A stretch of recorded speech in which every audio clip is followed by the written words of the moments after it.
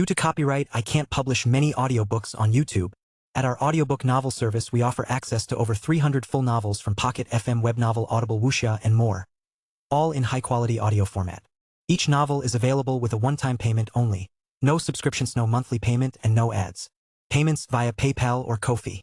To browse the full list of available novels, message me directly on Telegram or WhatsApp, or check out our full catalog on Discord.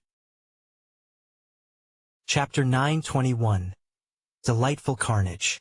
Northern paused, drinking in the scene before him for several heartbeats. He liked it.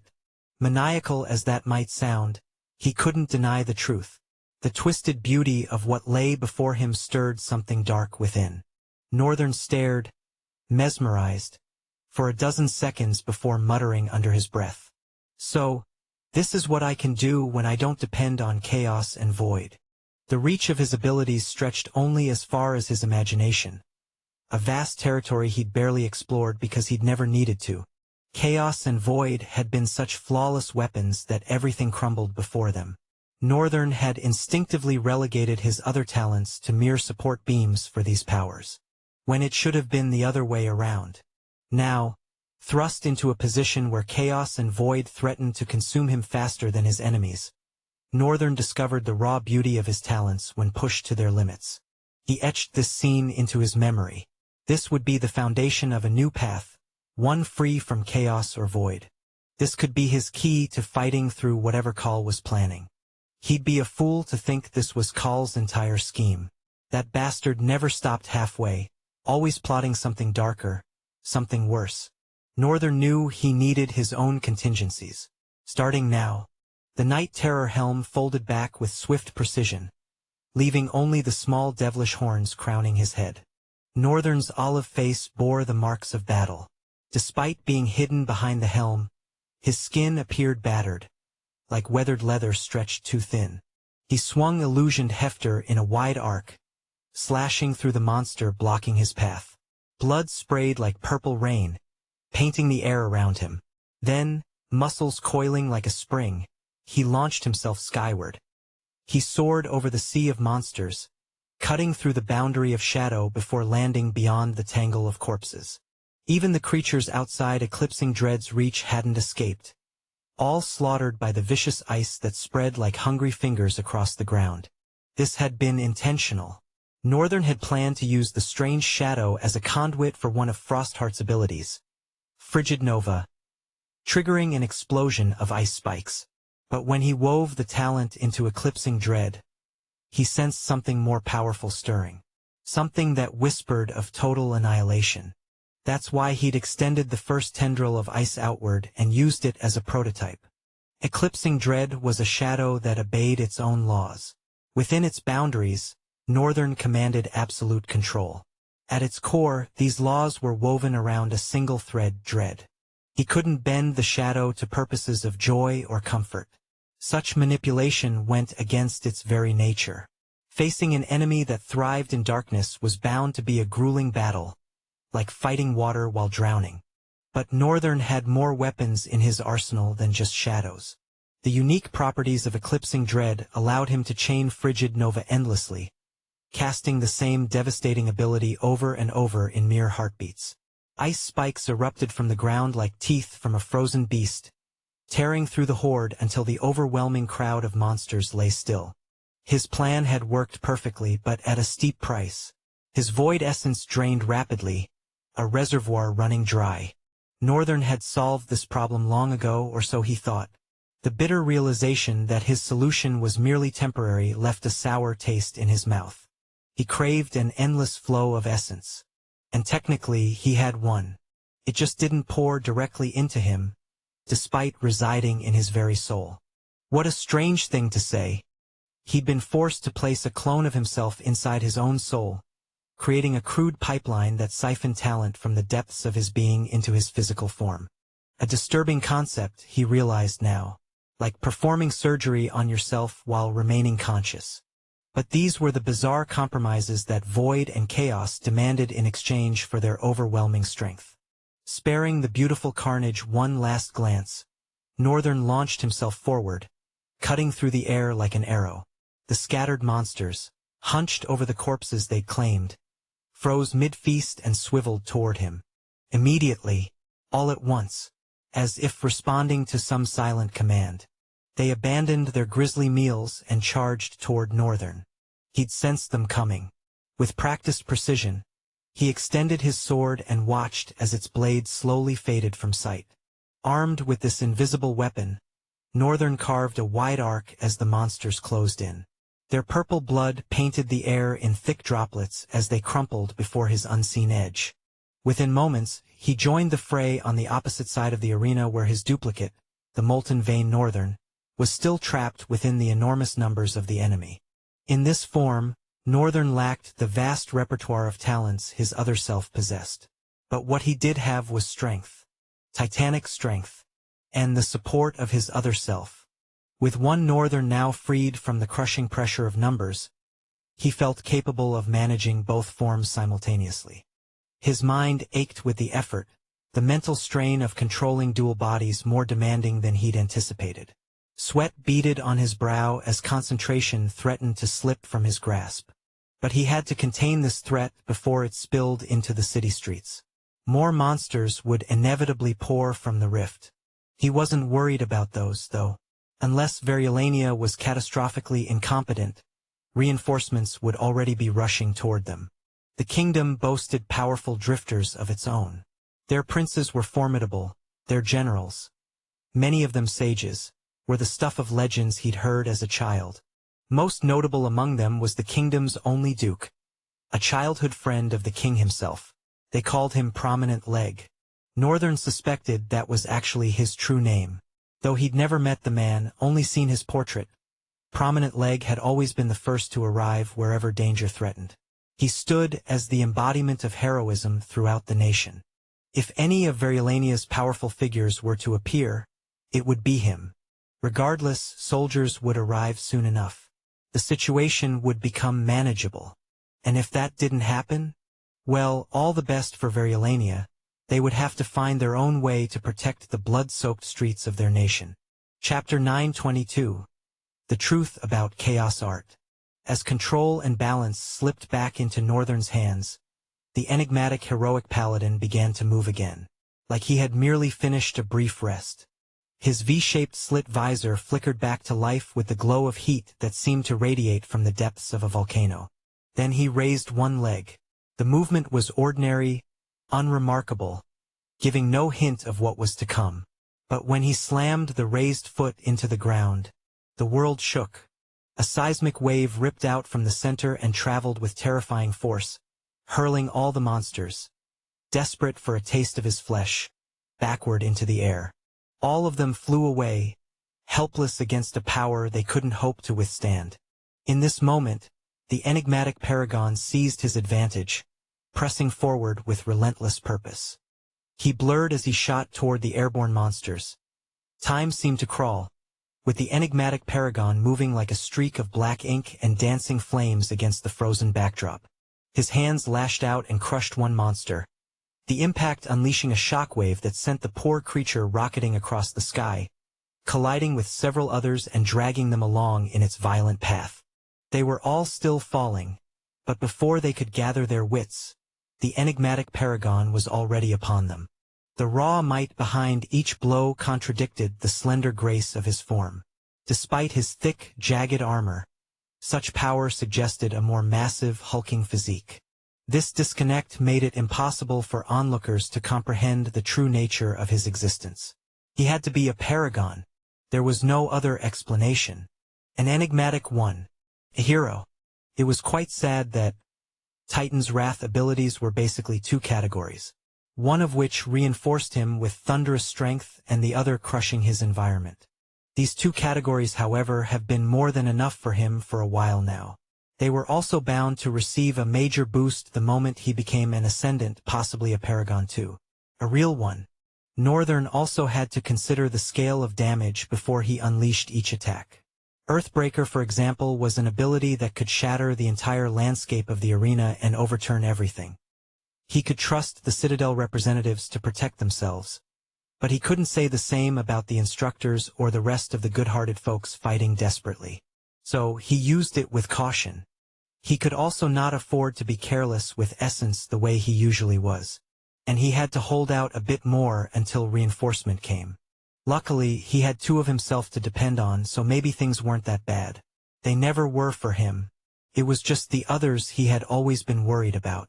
The enigmatic paragon clicked his tongue irritably behind his helm. Since when did I start caring about people?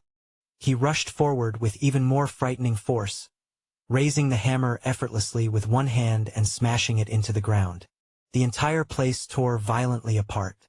Massive chunks of stone exploded outward, but before they could fly beyond his reach, his hammer had already whistled through the air and swung back just in time to shatter the largest debris, as if he had planned it all along. Lightning crackled and sank into the stone like veins of corruption forcing their way in. It all happened in slow motion, seemingly. But the sequence was actually blindingly fast, too quick for naked eyes to follow. The stone fractured with merciless threads of lightning that danced outward, latching onto several monsters like hungry, electric tendrils. The lightning sparked and writhed feverishly as the enigmatic paragon, in one smooth flow of attack, raised the hammer again and brought it thundering down. The moment impact resounded, monsters were ripped to shreds. Purple blood fountained into the air and rained down on everything and everyone. The display drew several gasps. Many had even paused their battles to witness the terrible beauty of this slaughter. The enigmatic paragon was gruesome, yes, but his gruesomeness carried both art and creativity. Perhaps he was built more for canvas than for battle. Yet beautifully he had transformed battle into a sort of canvas personalized for the viciousness of his hammer. But elsewhere on the battlefield, another merciless and creative slaughter was unfolding, albeit with a different style. The student moved with a dual trail of ice and fire. Wicked, immolating flames encircled him like a living cloak and lashed out with every movement, devouring monsters as if possessed by hunger. From the soles of his feet, spears of ice shot forth, impaling monsters in an instant. Behind him, a sinuous shadow slithered perpetually from monster to monster. Each time the shadow pooled beneath a creature, the beast froze in place, and a heartbeat later, began to tremble violently. The core purpose of Eclipsing Dread was to deliver exactly that dread. Channeled through the terrifying medium of void essence, this talent's ability to shatter monsters' minds before Northern even reached them could never be overstated. In fact, Northern could pinpoint this as one of the primary reasons why the battle had become so manageable and seemingly easy. Although many might not share his perspective, as his definition of easy was quite relative. Not many would align with his standards. But he was enjoying himself quite well. His sword sang feverishly as it harvested heads wherever it struck. The creature's scaled skin was tough, but not tough enough to withstand a legendary item. And the battle, viewed from two perspectives, was doing something more. Northern felt as though something like droplets of essence was slowly pooling into his soul. The more he moved, the more these droplets accumulated. As long as he and his other self continued to fight, the foundation of something profound seemed to be gathering drop by drop, waiting to form a vast ocean. As to when that would happen, not even he knew. Of course, he first needed to understand what was actually happening. But Northern already had an inkling. It had to do with the twin abilities of Omniform. Demon of Change gave him a doorway to a state of perpetual transformation, while Demon of Emulation was that doorway incarnate. When he observed things long enough, he could peer into their essence, understand them in unusual ways. This mostly worked with battle arts, but in this conflict, a subtle shift was occurring. Observing the fight from two different perspectives caused Northern, for the first time in ages, to truly notice the combat arts of monsters. He wouldn't be foolish enough to deny that monsters possessed battle arts. He had learned from one himself. But Northern had long abandoned the teachings of Night Terror and had embraced the pathway of chaos instead. What was happening to him now was a reorganization, a restatement of his true essence.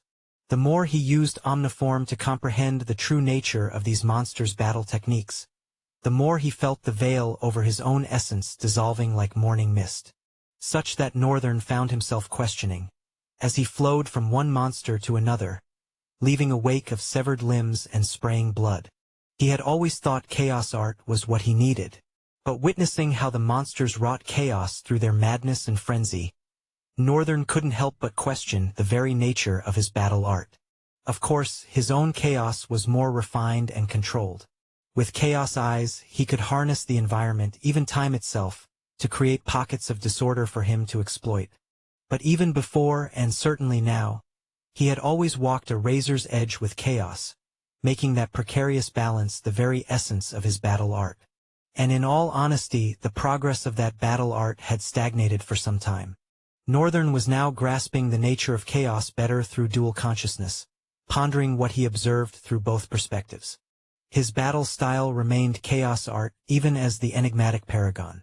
It was simply rewoven to embrace the weapon he wielded, and surprisingly, proved even more devastating with the hammer than with the sleek silvery sword. Of course, thinking with both was a peculiar concept because it remained the same mind. Omniform merely helped him split it in two. He was essentially contemplating the same question from different angles, one perspective examining chaos art through the swift, precise sword, forecasting his art's evolution by studying the savage fury with which the monsters attacked. The other perspective viewed chaos art through the lens of the crushing hammer and titanic strength, likewise predicting his art's future by analyzing the same brutal frenzy that drove the monsters forward. And both approaches were triggering a monumental breakthrough that Northern had never dreamed possible. Which was why, as the battle raged on, he was already beginning to realize that chaos art was a battle style he never should have embraced, because at the end of that path lay only one destination: madness. Northern's brow furrowed behind Molten Veins' helm as the realization crystallized within him. Stupid. What were you expecting? That was sort of what the whole emphasis of chaos had been since the beginning. There was only a finite amount of time he could stubbornly balance on the edge. If he sought growth, he had to move a step closer toward madness. Like Call, for example. But Northern knew better than that. Madness and chaos or void, those weren't his true nature. He was a copycat, a formless, nameless soul, whose very existence was to mirror and emulate any and everything. Damn! So Northern began a disassembling. Chapter 923, Terrifying Power. Northern was well aware that unraveling chaos art would take more than just a few battles. Unlearning proved harder than learning, a gruesome process for the mind, or perhaps people simply overstated it. Either way, he was about to find out. The first thing he had to do was debunk everything he had learned of chaos art, starting from the very footstep. A subtle change rippled through Northern as he altered his movement in battle. His focus shifted from exploiting disorder to mirroring the frenzy of the monsters charging before him. His style suddenly grew more chaotic. Anyone watching who understood his intentions would think he was doing the complete opposite of what he aimed to achieve. Yet Northern strangely found these adjustments easy to draw out, first in his mind, then even more so in his actions. Perhaps the battle intelligence he gained from formless intertwining with chaos art was what made the transition almost natural. But all of that meant nothing. Whether his intelligence made battle adaptations easy or sparked creativity in the art of combat, Northern didn't care. Chaos art had to go. It would be a long, grueling process, but it began with a single step. A step he took as he abruptly shoved one foot forward and lashed out with his sword, bringing it down in one cruel overhead strike that cleaved through the creature's head. The blade lodged somewhere within the skull, but Northern's legs didn't stop. His armored boot smashed upward from below as he simultaneously yanked free the invisible sword and plunged it through the monster's gaping mouth. Another beast crashed into his side, but void force shimmered around him like invisible armor. He pivoted and carved a clean downward cut across the monster, sending it staggering backward in a spray of purple droplets. Northern lunged forward and drove the invisible sword into the monster's chest, hoisting its entire frame upward before slamming it down onto another that charged at him. The monsters rushed him relentlessly, and he met them with equal intensity. His mind locked in perfect focus as he matched their ferocity with calculated precision, their frenzy with cold fury. It marked good progress in a short time, though perhaps short time stretched the meaning of the words. Northern had sunk so deeply into his task that time slipped away unnoticed. Monsters still poured from the rift as the drifters began losing their hold, even though Northern's presence made their task tenfold easier. The few creatures they had to deal with were becoming too much to handle. Many of them gasped for breath, their movements sluggish as the monsters pounced on them with predatory ease.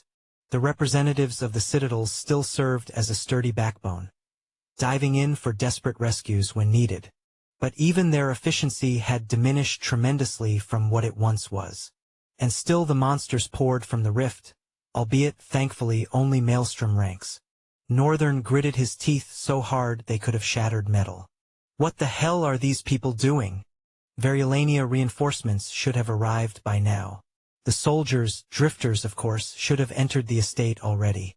Wasn't the student declared an esteemed honorary guest? What was delaying their reinforcement? Northern had a sinking feeling. It better not be. Though his mind burdened him with the thought, Northern really hoped it wasn't the case. The main city couldn't be under attack. There was no way. That would complicate everything. A green vine adorned with radiant golden roses slithered to his side.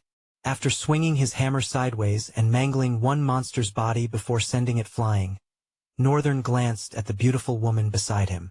Her beauty had a roguish, foreign quality as she dismounted the vines she'd been riding and landed with cat-like grace next to him. "We need to retreat."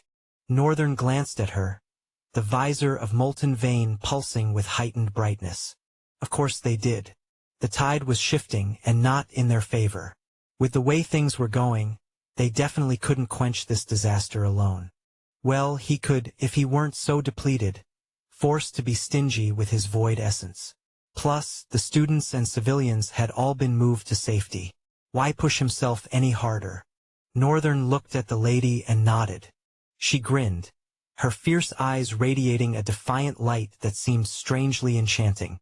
As she flew away from his position, her vines intertwined and flowed toward Northern, who continued wielding his sword with cold, calculated ferocity.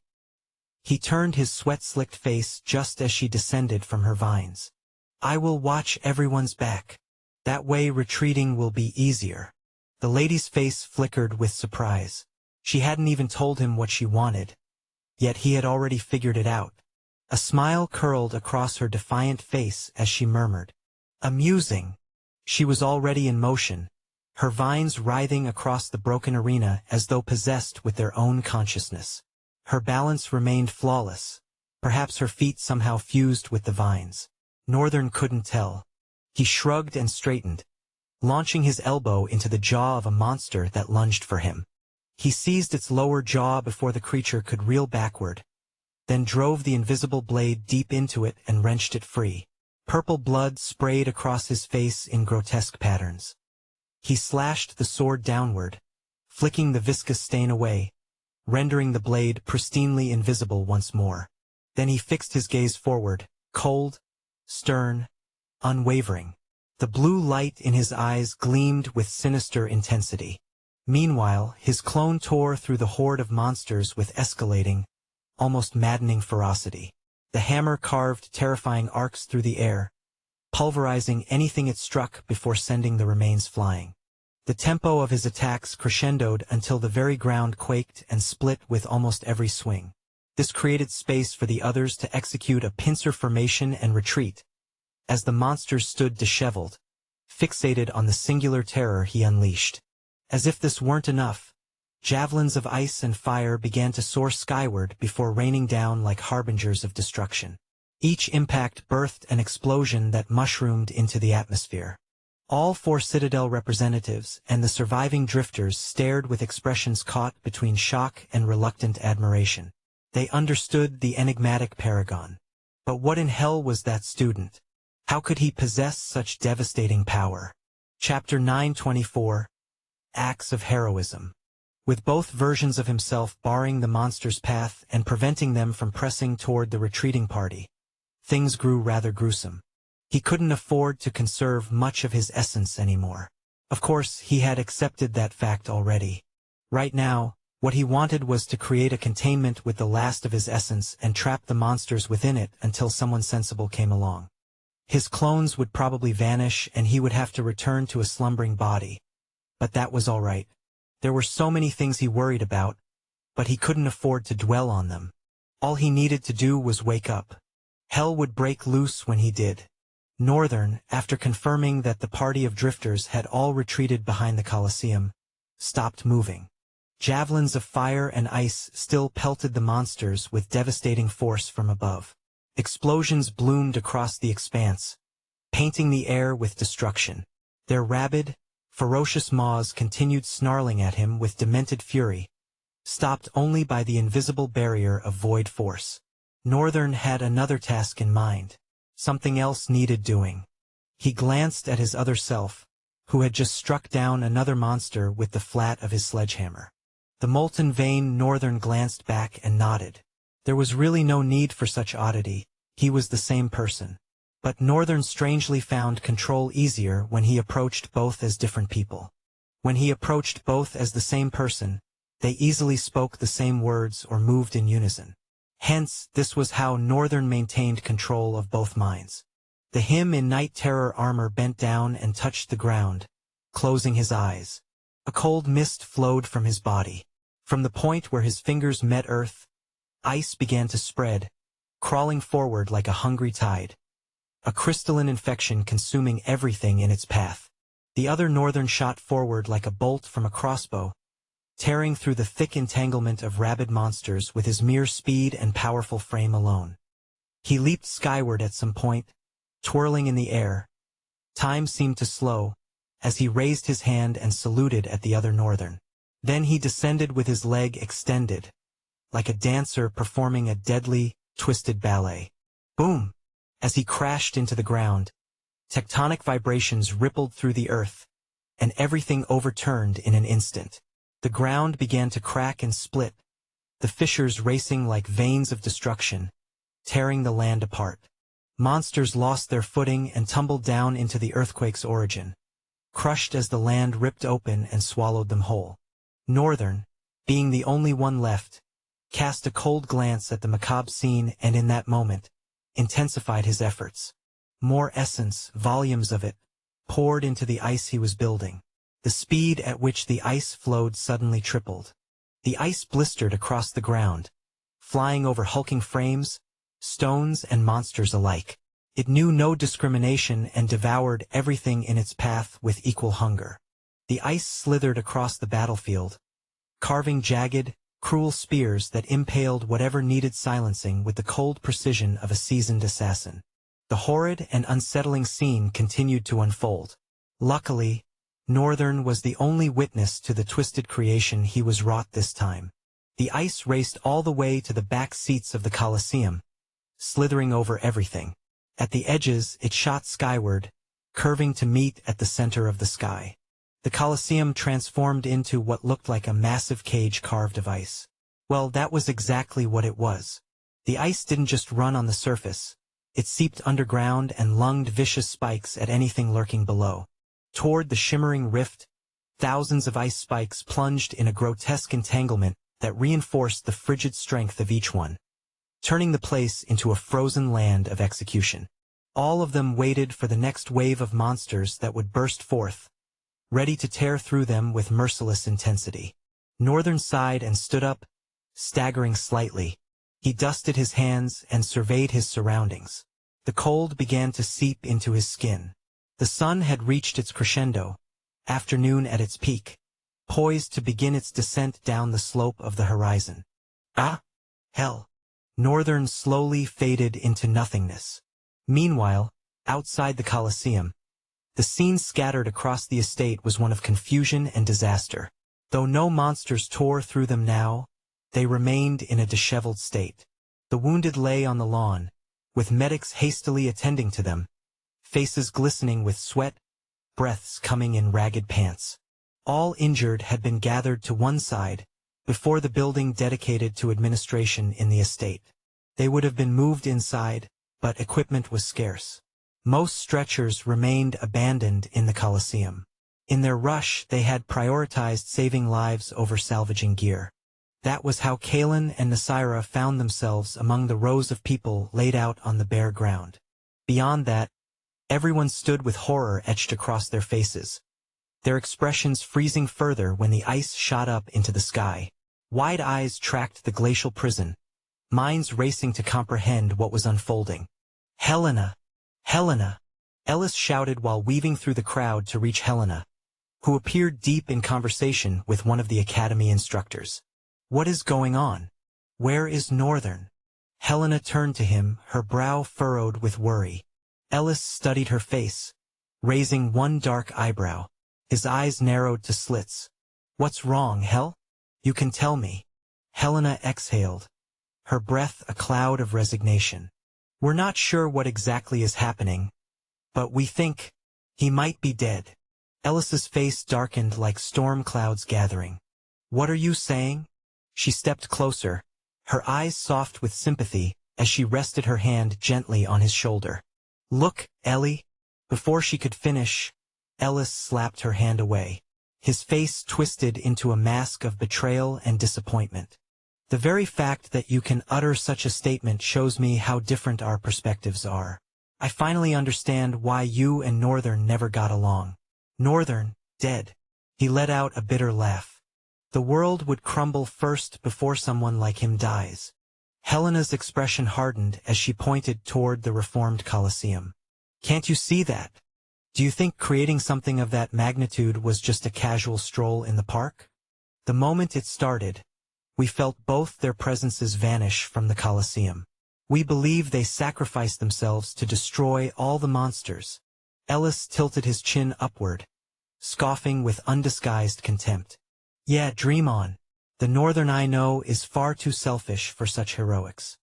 He shrugged, regarding her with a flicker of disappointment in his eyes. "Not that I'd expect you to understand or agree. You don't know the first thing about Northern. I'll find him myself." As he turned to leave, Helena's hand struck like a viper, hitting him precisely on the nape of his neck. Ellis crumpled, his body falling limp into her waiting arms. "I'm sorry," she whispered, her words barely audible even to herself. Chapter 925. No moving forward. A large white bird, falcon-like in shape, soared through the sky, its massive wings slicing the wind with effortless grace. Clouds parted before its path, sometimes scattering like timid spectators, other times clustering around it like a veil, shielding its form from the world below. The falcon wasn't enormous, but it moved with a predator's elegance, each wing stretching a full meter in length. Ahead of it, a man hurtled through the air, propelled by shockwave bursts of speed. His face was a mask of grim determination, arms folded tightly as he cut through the sky's defiant winds. The sun blazed overhead, relentless in its assault, yet the man remained untouched by its fury. Not that it would have mattered. This season's heat was forgiving, but even if it weren't, he was a paragon.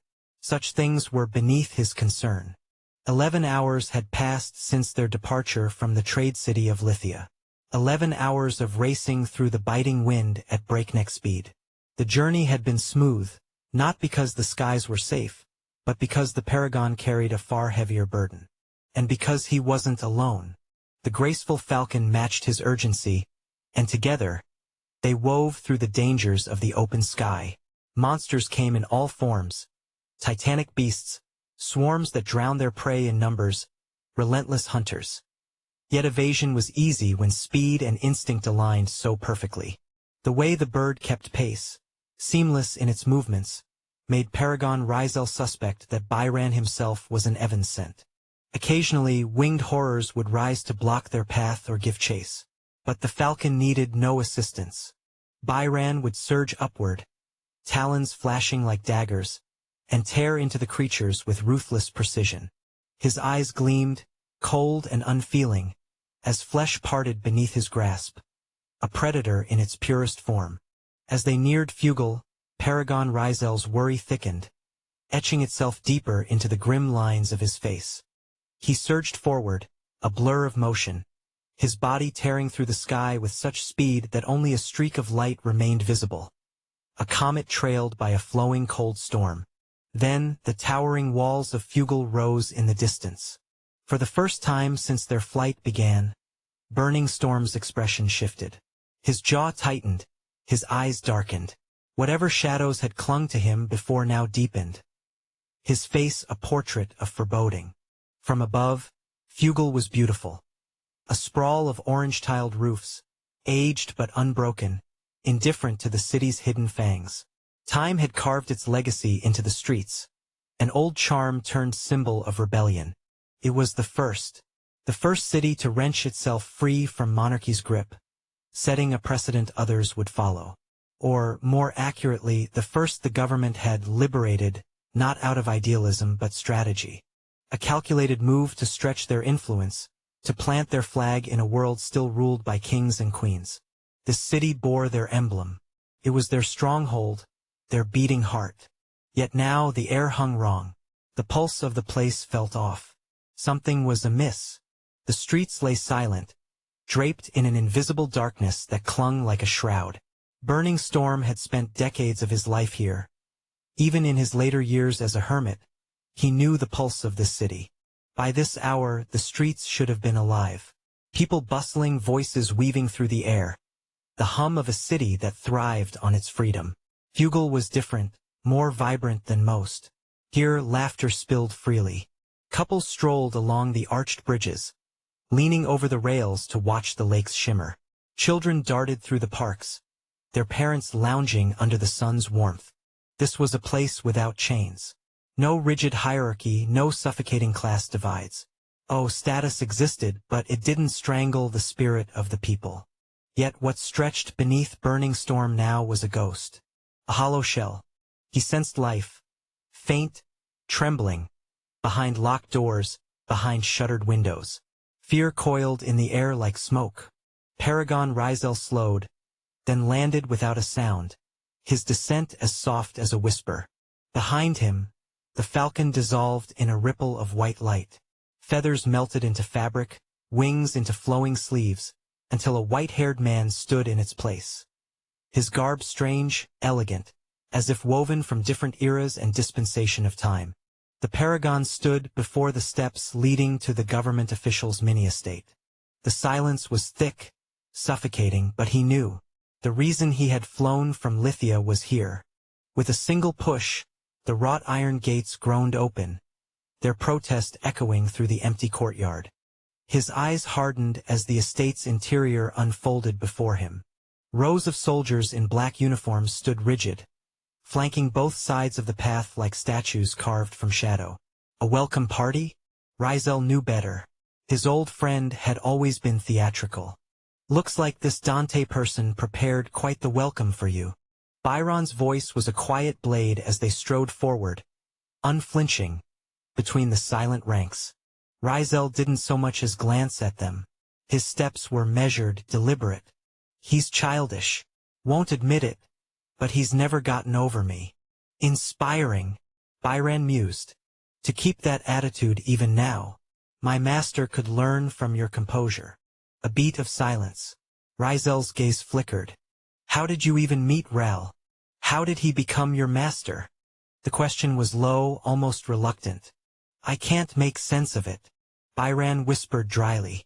Surely now isn't the time for stories, unless you're too level-headed. Rizel's jaw tightened. Or maybe I'm clinging to it. Right now I'm burning inside. A distraction wouldn't hurt. Byron halted. The paragon followed suit. Before them stood a lone figure, hands wrapped around a thick rod. One end bulbous and brutal, clearly designed to pound flesh into pulp. The man's military cap cast his face in shadow, but strands of ashen hair escaped its grip, swaying lazily in the faint breeze. His expression was carved stone, until the corners of his mouth twisted into a smirk. With deliberate slowness, he freed one hand from the weapon and stepped forward. The bat's heavy end thumped against the ground in a grating, offbeat rhythm. Burning Storm barely registered the noise. His focus remained razor-edged.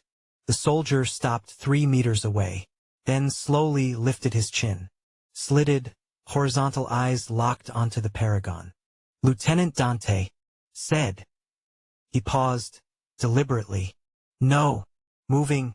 Forward. Chapter 9:26. Wrong match. The wind howled through the silence that followed the soldier's words. Neither Rizel nor Byran responded, though Byran wasn't in a position to answer anyway.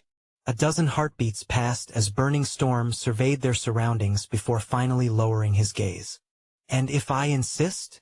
The soldier's grin stretched unnaturally wide, his eyes mirroring the madness of his smile. I'll feast on your flesh, he hissed.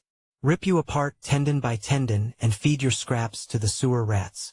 A slow smile spread across Paragon Rizel's face, his jade-green eyes glowing with hidden depths, like calm waters masking something monstrous beneath. His crimson spikes swayed gently as he tilted his head. With a subtle curl of his lip, he stepped forward casually, effortlessly brushing past the frozen soldier. The man's eyes bulged, his grin splitting wider until it threatened to tear his face apart.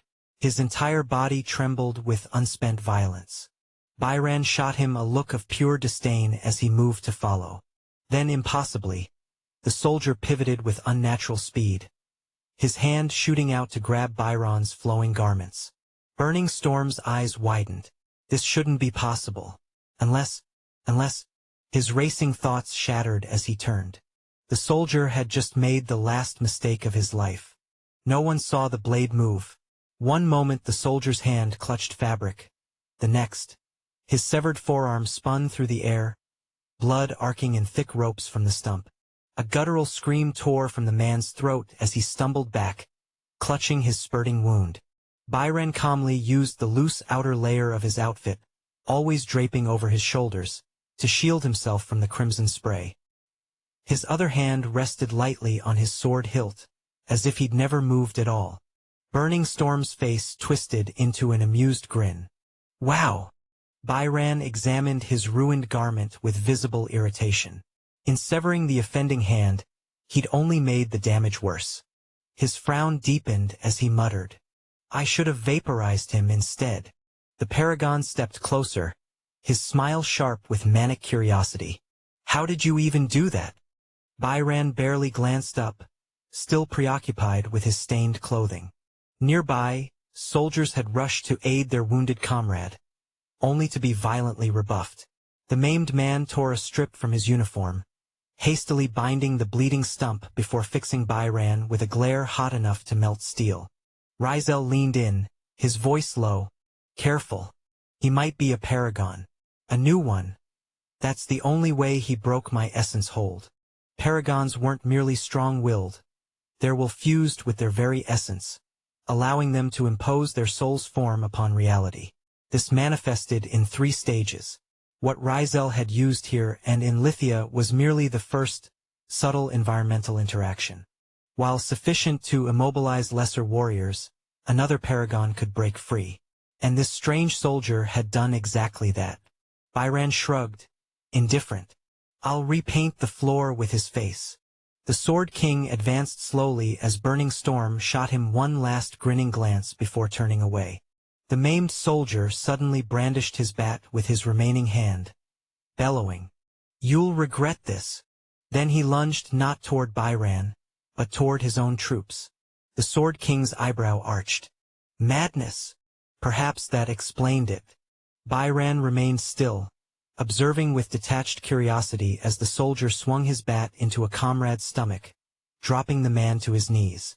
In one fluid motion, he grabbed the fallen soldier's wrist, eyed it clinically, then with a flash of steel severed the hand.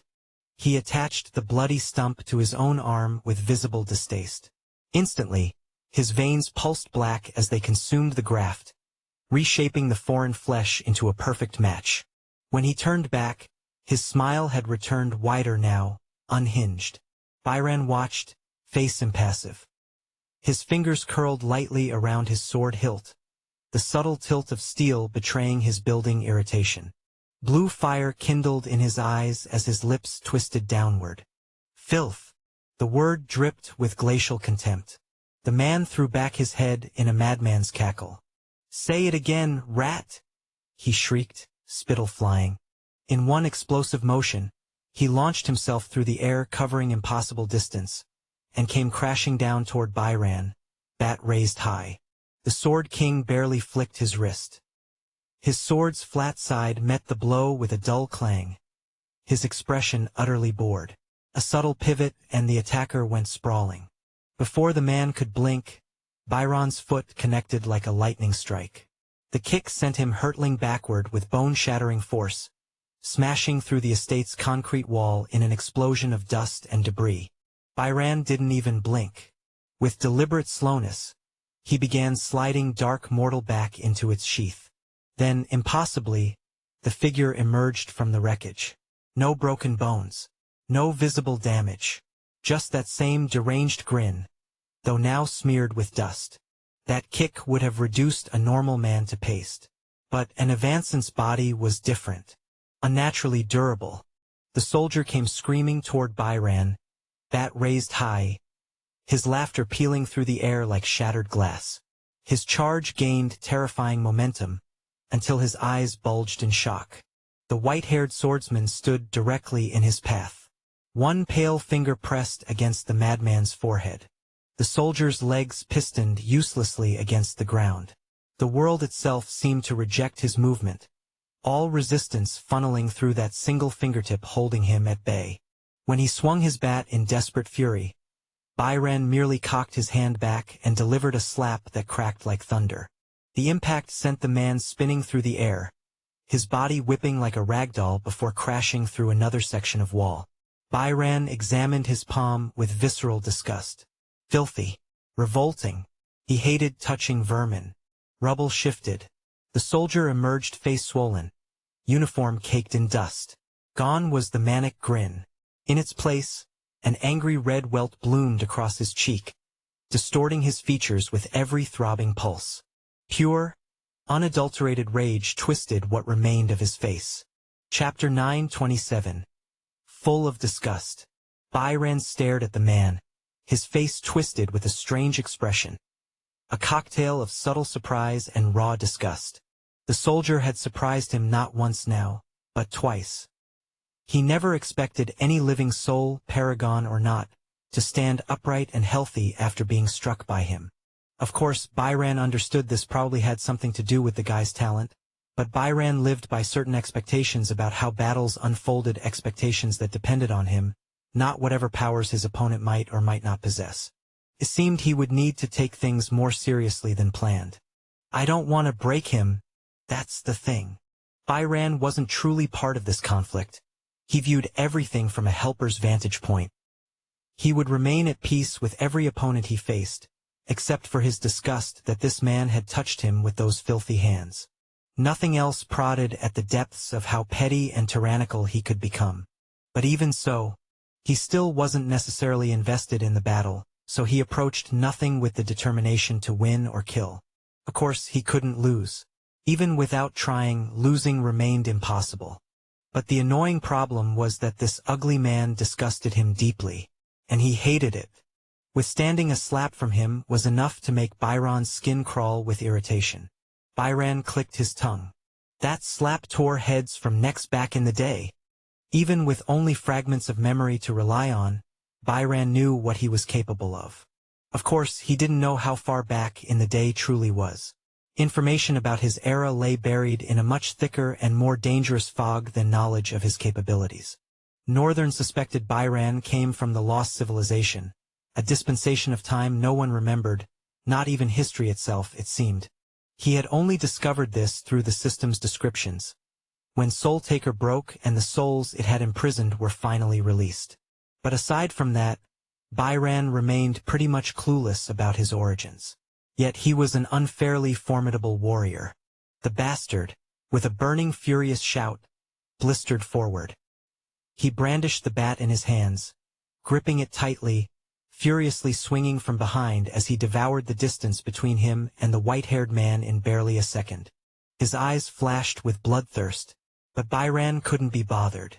They looked like the eyes of a wounded pup desperately trying to matter to him. He raised his hand and smacked the soldier down on the crown of his head, causing him to crash into the ground with a sickening thud. Then, with irritation etched across his face, Byron kicked him away. The guy flew off like a kicked ball, powerless against the force that launched him through the air. A second later, he crashed somewhere in the distance. Since the Sword King had decided to be a little bit serious, he pressed further, covering a great distance by blurring forward. He materialized before the fallen man as if he'd stepped out of the wind itself. Then he raised his sword and brought it down in a casual motion. The ground split open from where the boy lay, the crack extending far into the reaches of the estate. Buildings trembled and sank into the fractured earth, trees splintering as countless structures lost their foundation. A cacophony of destruction filled the air, making the guy pale with terror. His arm had missed the Sword King's blade by barely a hair's breadth. Sweat drenched his face as he stared at the devastation. His chest heaved as he began to contemplate exactly what chain of decisions had brought him to this position.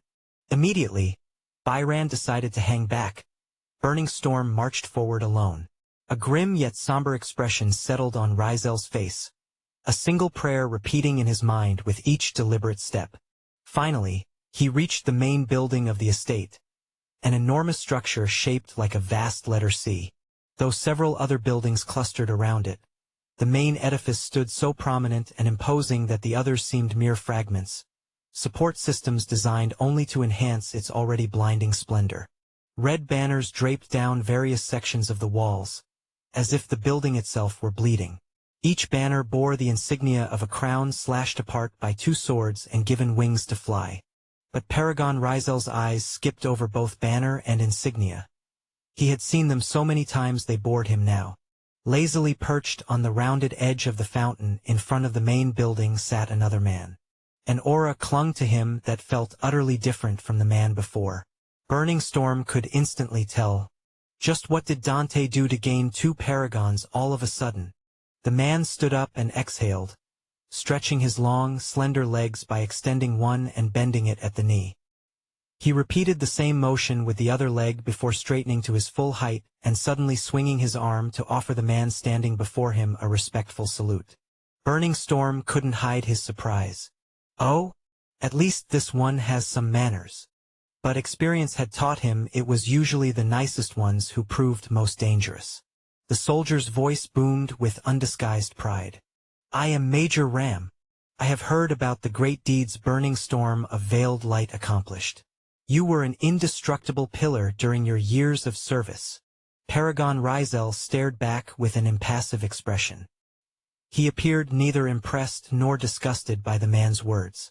If anything, wariness shadowed his features.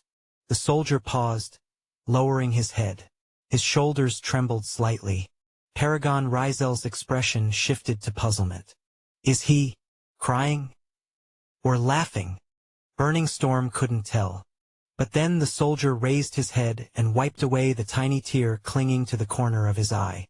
I'm really disappointed in you, Paragon Rizel. You who should have been the very heart of our cause now stand in opposition to it. Is this how rotten you've become? How far you've lost your way? I used to look up to you, you know? Ha! Chapter 928. Fierce Start. Paragon Rizel froze, dumbstruck. Not because the young soldier's words confused him, but for two distinct reasons. First, the boy's knowledge of such information startled him. Yet a heartbeat later, this revelation lost its surprise. After all, Dante spearheaded this entire revolution. The man had slaughtered his own mentor to ignite it. Paragon Rizel hardened his resolve, recognizing that Dante would employ any tactic, no matter how extreme, to carve his rebellion's justification into the hearts of all who listened. Even if that meant twisting truths and molding impressionable minds like clay on a potter's wheel. Paragon Rizel pitied them, though he recognized the irony of his sympathy given his current predicament. At this moment, Dante stood inside that complex with his wife and other government officials, including Rizel's father. Not that his father was the reason for his presence here. The thought of the man barely rippled through his consciousness. Paragon Rizel stared into space for several heartbeats before finally lifting his hand to run fingers through his hair. His jade-green eyes remained lakes of calm. He sighed. Oh dear stars, what poison has Dante fed you all? I can't fathom what that gutter-born snake has sold you. Some fairy tale about being Gafares' descendant? The only soul in this world blessed with the grand mandate of unification. Or at least the only one who cares enough to fulfill it. The young soldier stood rigid, his expression masking a storm of pain and fury beneath its stern surface. Paragon Rizel waved his hand dismissively, as if shooing away an irritating insect. Not that I care. Dante weaves lies like a master tailor. I'm certain he has you all wrapped around his finger, feeding you precisely the scraps of information needed to keep you leashed. Burning Storm's glare intensified, his eyes glinting like winter frost, cold and devoid of mercy. I don't expect you to believe me. Frankly, I couldn't care less. But you will step aside, or you'll discover firsthand why they call me Burning Storm. The soldier straightened his posture and adjusted his military cap until it cast his eyes in shadow. Burning Storm, or whatever name you hide behind. I don't give a damn about the might or power it represents. I'll be the one passing judgment for your sins of disloyalty and treason against our cause. The young soldier summoned his weapon and lunged toward Paragon Rizel. In the blink of an eye, he closed the distance between them. He whirled through the air like a cyclone unleashing a tempest of strikes as he spun around the Paragon. Burning Storm, sword already poised for battle, deflected the onslaught but staggered backward 2 steps, boots scraping against the ground. The young soldier retreated slightly before charging again, his form blurring with preternatural speed. Both hands now wielded silver daggers, curved like crescent moons with pronounced, razor-sharp angles that caught the light with deadly promise. He moved with the fluid grace of a silent dance, each strike forcing Paragon Rizel deeper into a defensive stance that pushed him backward across the battlefield. His footwork shifted rhythmically, deliberate and measured when necessary, then erupting into astonishing bursts of speed that caught the eye unawares. At first, Paragon Rizel found himself stunned by the masterful artistry of movement his opponent displayed. The young soldier advanced with calculated precision, each motion purposeful and economical. He knew exactly what each step would accomplish, manipulating the very foundations of their combat to suit his aggressive strategy. No wasted movement, no hesitation, only pure, lethal intent. Paragon Rizel couldn't mask his surprise that one so young possessed such extraordinary mastery of footwork. It was refreshing to witness someone who had truly mastered the fundamentals. Without such dedication, the young soldier could never exhibit such composure while wielding such overwhelming power.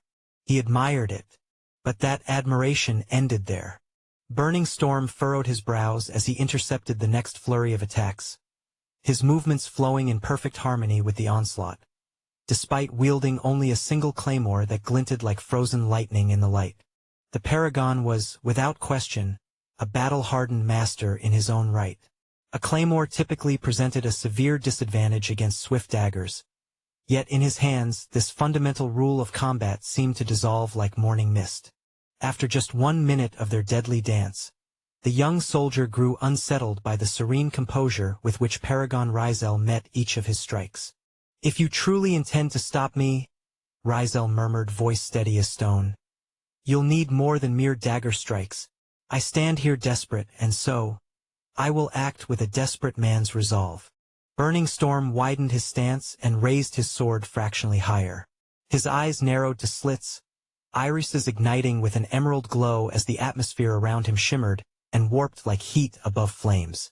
Then, in one fluid motion that defied human perception, Paragon Rizel vanished from sight and thrust forward. His sword didn't simply part the air, it violated it.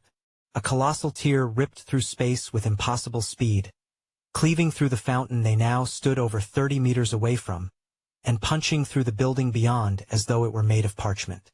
The banner and everything in the blade's path split cleanly in two, yet strangely, the bisected structures remained suspended, refusing to crumble apart.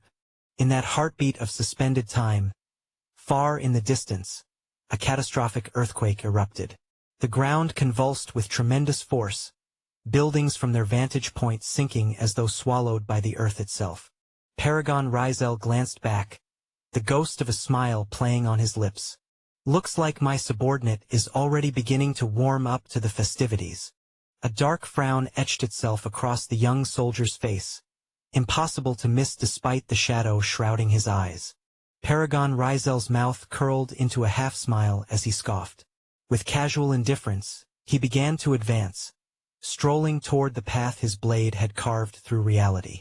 The ground tiles lay shattered and broken, gouged into a narrow channel where his cleave had passed. But the true marvel remained the strange vacuum his strike had created, a corridor where wind refused to flow, as though that thin slice of the world had been excised from existence itself. This display of power dwarfed what he had shown in Lithia. There, he had merely channeled his cleaving force through his bare hand. Here, that same devastating ability manifested through a blade crafted for death. And now there was no reason for restraint. The vicinity stood emptied of civilians. In this moment, should he choose, he could unleash the full form of his essence manifestation, unfettered and complete. He stood but a single thought away from that decision, with only one thing staying his hand: his reluctance to extinguish the life of this young, promising soldier who stood before him like a candle in a tempest. Chapter 929. Darklight. The young promising soldier stood afar from Burning Storm, fixing the vibrant, handsome man a blazing glare. Burning Storm barely noticed. He couldn't afford to waste any time, so he simply marched toward the complex, daring the young soldier to try his best to stop him. The soldier answered the silent challenge and leaped into the air, landing softly atop a street lamp pole. More earthquakes rocked the ground, violent tremors rippling through the land like angry waves. The soldier spun his dagger and joined its two halves together. The metal curved and extended, forming a stringless bow in his grip. He opened his hands, and an arrow of pale moonlight began to manifest between his fingers. He knocked the arrow to the bow, and only then did the invisible string reveal itself, glinting with a cold, almost untraceable light. He pulled and released. The arrow of light flew with terrifying speed, but Burning Storm merely cocked his head, letting the arrow whistle past him. His steps never faltered as he continued forward. A few more arrows were already gliding through the air with cold, sickening whistles. The man sidestepped abruptly and swung the claymore in his hands. All the arrows shattered as though they had crashed against an invisible wall of blades. Burning Storm fixed the guy with an indifferent gaze. The moment the soldier met those emerald eyes, he trembled visibly, a cold dread seeping into his bones like winter frost. But he gritted his teeth and knocked another arrow. This time it was different, a black arrow. He stretched back the string as if he didn't care if it snapped. Then he released. The arrow moved so fast it seemed to vanish. Instantly, Burning Storm swept his sword upward, his hands blurring as he deflected multiple strikes in a whirlwind of motion. The arrows were sharp and fast, carved out of darkness itself. They mocked distance, reaching their target from multiple angles all at once. But their target was a fearsome paragon who lived within the very concept of force and motion. Burning Storm moved with lightning speed, pushing a step forward and moving even more fiercely, crushing every single one of the black arrows that endlessly battered him from all angles. Then he struck the young soldier with a fierce glare and slashed the wind. The young soldier immediately flew off the pole, tumbling through the air before landing on another lamp post almost instantaneously. As he fled, the pole he'd been standing on sliced into different lengths, as did several buildings behind him, causing the night to resound with a deafening rumble like thunder cracking the earth. Burning Storm swung his sword again and again, each swing unleashing cutting power that devoured distance. Neighboring buildings crashed and shattered, trembling as scars tore through their magnificent forms like cloth ripped by invisible claws. The soldier moved with nimble grace, dancing across Burning Storm's slashes as though choreographed. Even mid-flight, he managed to knock arrows and shoot with deadly precision. The black arrows, when released, multiplied and dispersed before reaching Burning Storm. They converged from multiple directions all at once, a deadly storm of midnight points. Burning Storm regarded these arrows with utter indifference. All of them were swallowed and brutally sliced with each swing of his massive claymore, the blade singing through the air with terrible beauty. His slashes were powerful and colossal, but they couldn't catch his elusive opponent. Burning Storm paused for a heartbeat, eyes narrowing to slits. In that brief moment, the soldier's eyes flared with white light. With furiously fast motion, he knocked 2 arrows simultaneously. One black, one white. Both arrows blasted from the bow upon release, twisting around each other like lovers in a fatal dance. They carried the wind with them as they hurtled toward the Paragon. But Paragon Rizel merely stood his ground. The arrows collided with him and shattered like glass against stone. The young soldier paled first, then exhaled a breath he hadn't realized he was holding. He jumped down from the pole, landing softly on the broken ground. With measured steps, he began walking toward Burning Storm. "You know, we were very well informed about your broken talent," he said, his voice cutting through the silence. He studied Burning Storm with undisguised interest, a smirk tugging at the corner of his mouth.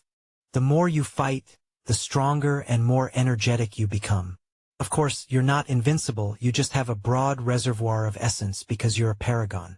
But, you know," he paused, eyes glinting, "I am a paragon too, and that means I have what it takes to take your already halved essence away." He stopped, the bow vanishing into white sparks that drifted away like fireflies in the night.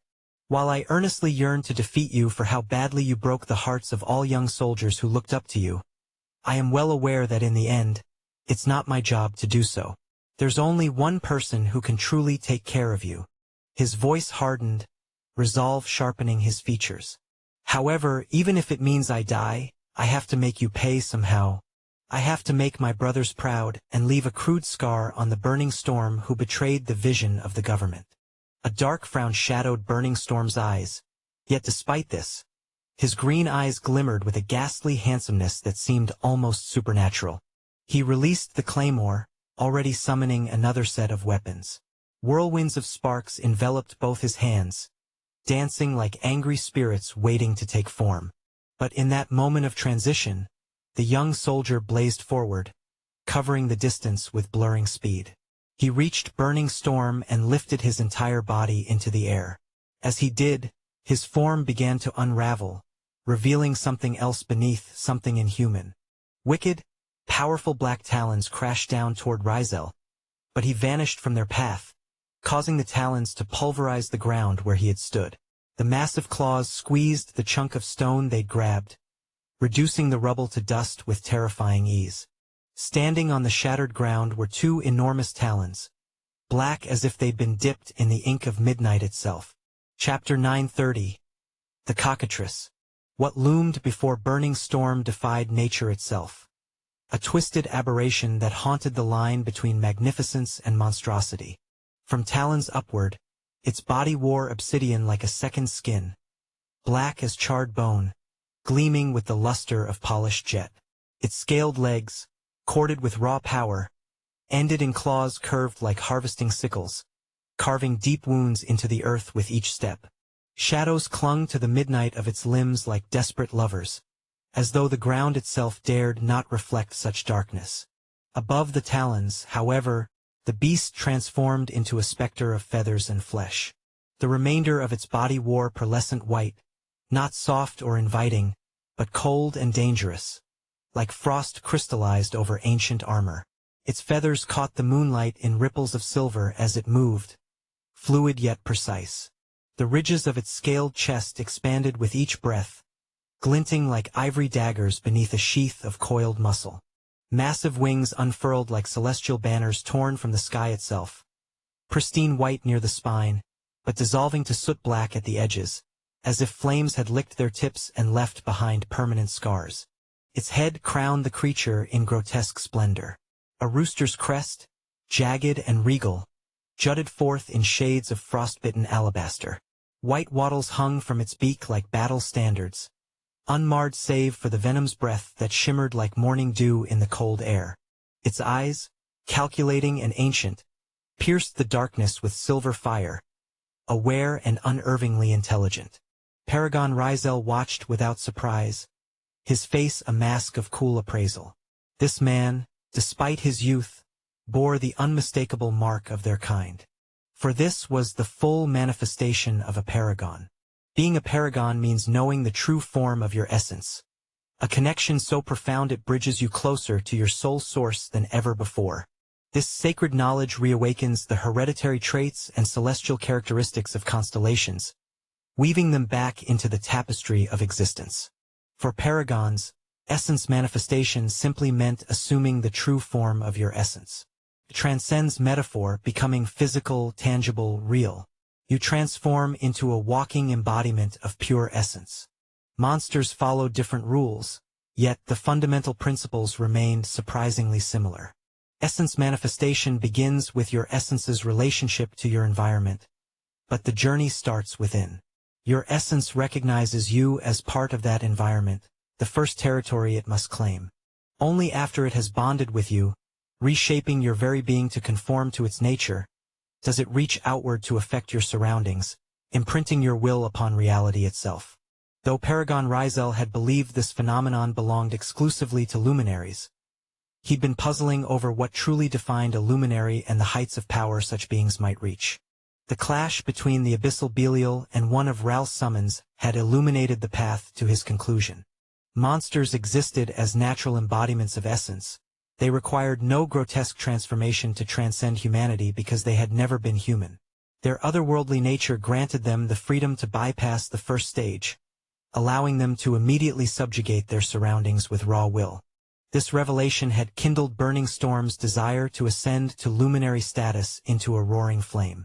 Now that the young soldier had manifested his essence, the weight of his will would press upon reality with terrible force. Paragon Rizel understood the need for caution. Still, he recognized the soldier's actions as desperate recklessness. Essence manifestation would devour his reserves like a starving beast. More importantly, Rizel remained confident he could defeat the young soldier without resorting to manifesting his own essence. Thinking you can take me down with essence manifestation is one hell of a bold move. The white cockatrice loomed above, its presence electric. Despite this otherworldly form, the young soldier's voice remained recognizable, though now laced with an unsettling grit, like words scraped across stone. You are full of yourself, Burning Storm. You don't even know what I embody.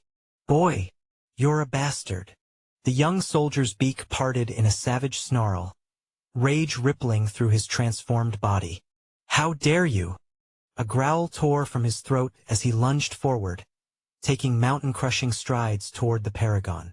White sparks danced around his form like angry stars, trailing behind him as he moved, a deadly blur of motion.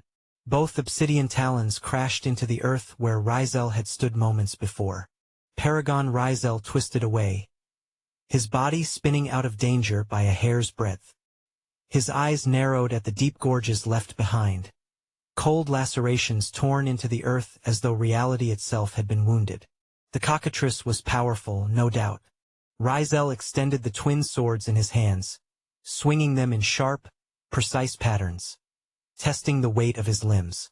Then he vanished forward, becoming nothing but intent and motion. The cockatrice now gleamed with silvery armor that seemed harvested from moonlight itself, a luminous second skin shimmering across its entire form. Its tail bore partial plating, silver scales interwoven with armor rings that sang like distant bells with each sweeping movement. Gauntlets encased its deadly talons, each claw enhanced with silver blades grafted onto every toe, transforming natural weapons into engineered destruction. Even its face bore the touch of martial craft, a grim helm that honored rather than obscured its primal rooster visage. A crown of silver arced backward over its skull, sweeping behind the comb like frozen flames caught in metal, its edges jagged and thirsting for blood. The young soldier unfurled his massive wings with a thunderous crack, unleashing a cyclone that tore through the air with hurricane force. The howling maelstrom buffeted Paragon Rizel, disrupting his forward momentum. Yet his twin swords cut through the tempest with stubborn determination, hurling a devastating arc of force that cleaved the very wind itself. Metal shrieked against metal as the armored wings intercepted both blades in rapid succession, each impact ringing out with a guttural metallic scream that echoed across the estate. The ground beneath them surrendered to their power, fracturing in violent spiderweb patterns as deep fissures sliced into the foundation of the earth. Paragon Rizel felt his cutting force scatter and dissipate against the unyielding armor, the energy rippling outward in waves of destructive potential. Around them, structures buckled under invisible pressure. Buildings didn't merely suffer damage, they were bisected with surgical precision, as though reality itself had become a blade. Chunks of stone and timber separated along impossible lines, not from the cyclonic wind, but as if the fundamental laws of nature had momentarily rewritten themselves.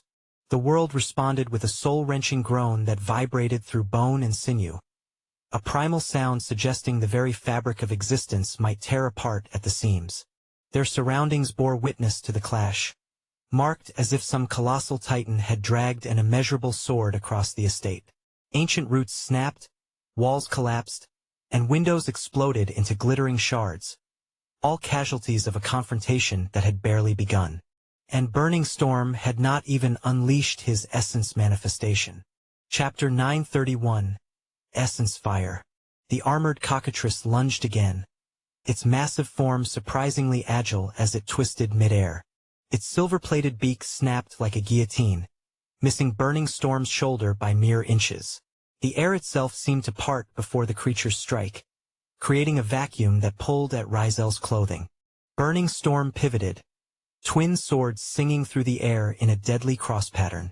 The cockatrice let out with a deafening screech that shattered remaining windows for hundreds of meters. Glass rained down like crystal tears as the beast's armored tail whipped forward with devastating force, carving through a marble column as if it were paper. Rizel dodged with preternatural speed, but the edge of the tail's armored plates grazed his cheek, drawing a thin line of crimson. Rather than retreat, he charged forward, using the momentum to slide beneath the cockatrice's massive form. From below, he struck upward with both blades, aiming for the softer underbelly between armor plates. The swords connected, but instead of piercing flesh, they met unexpected resistance. Sparks erupted like angry fireflies as metal scraped against an invisible shield of essence. "You didn't think it would be that easy?" the young soldier taunted. "My essence is petrification, the very power that turns living things to stone."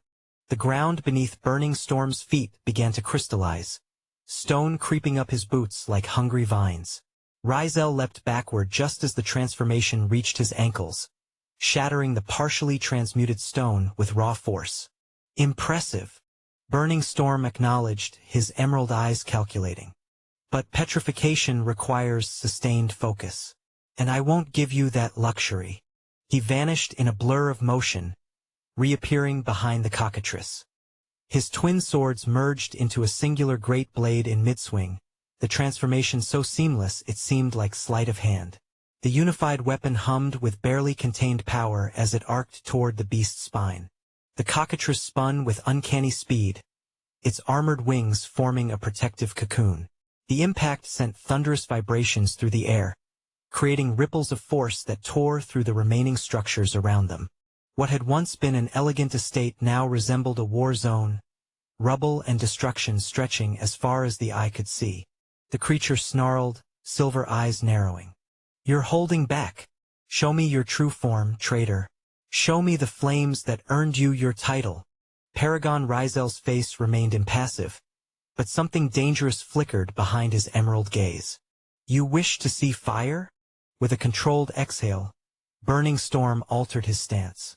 His sword began to glow, first red, then white-hot, the metal seeming to consume light rather than reflect it. The air around him shimmered with heat, distorting reality itself. Very well. Without manifesting his full essence, Rizel channeled raw power into his blade. When he swung, it wasn't merely metal that cut through the air.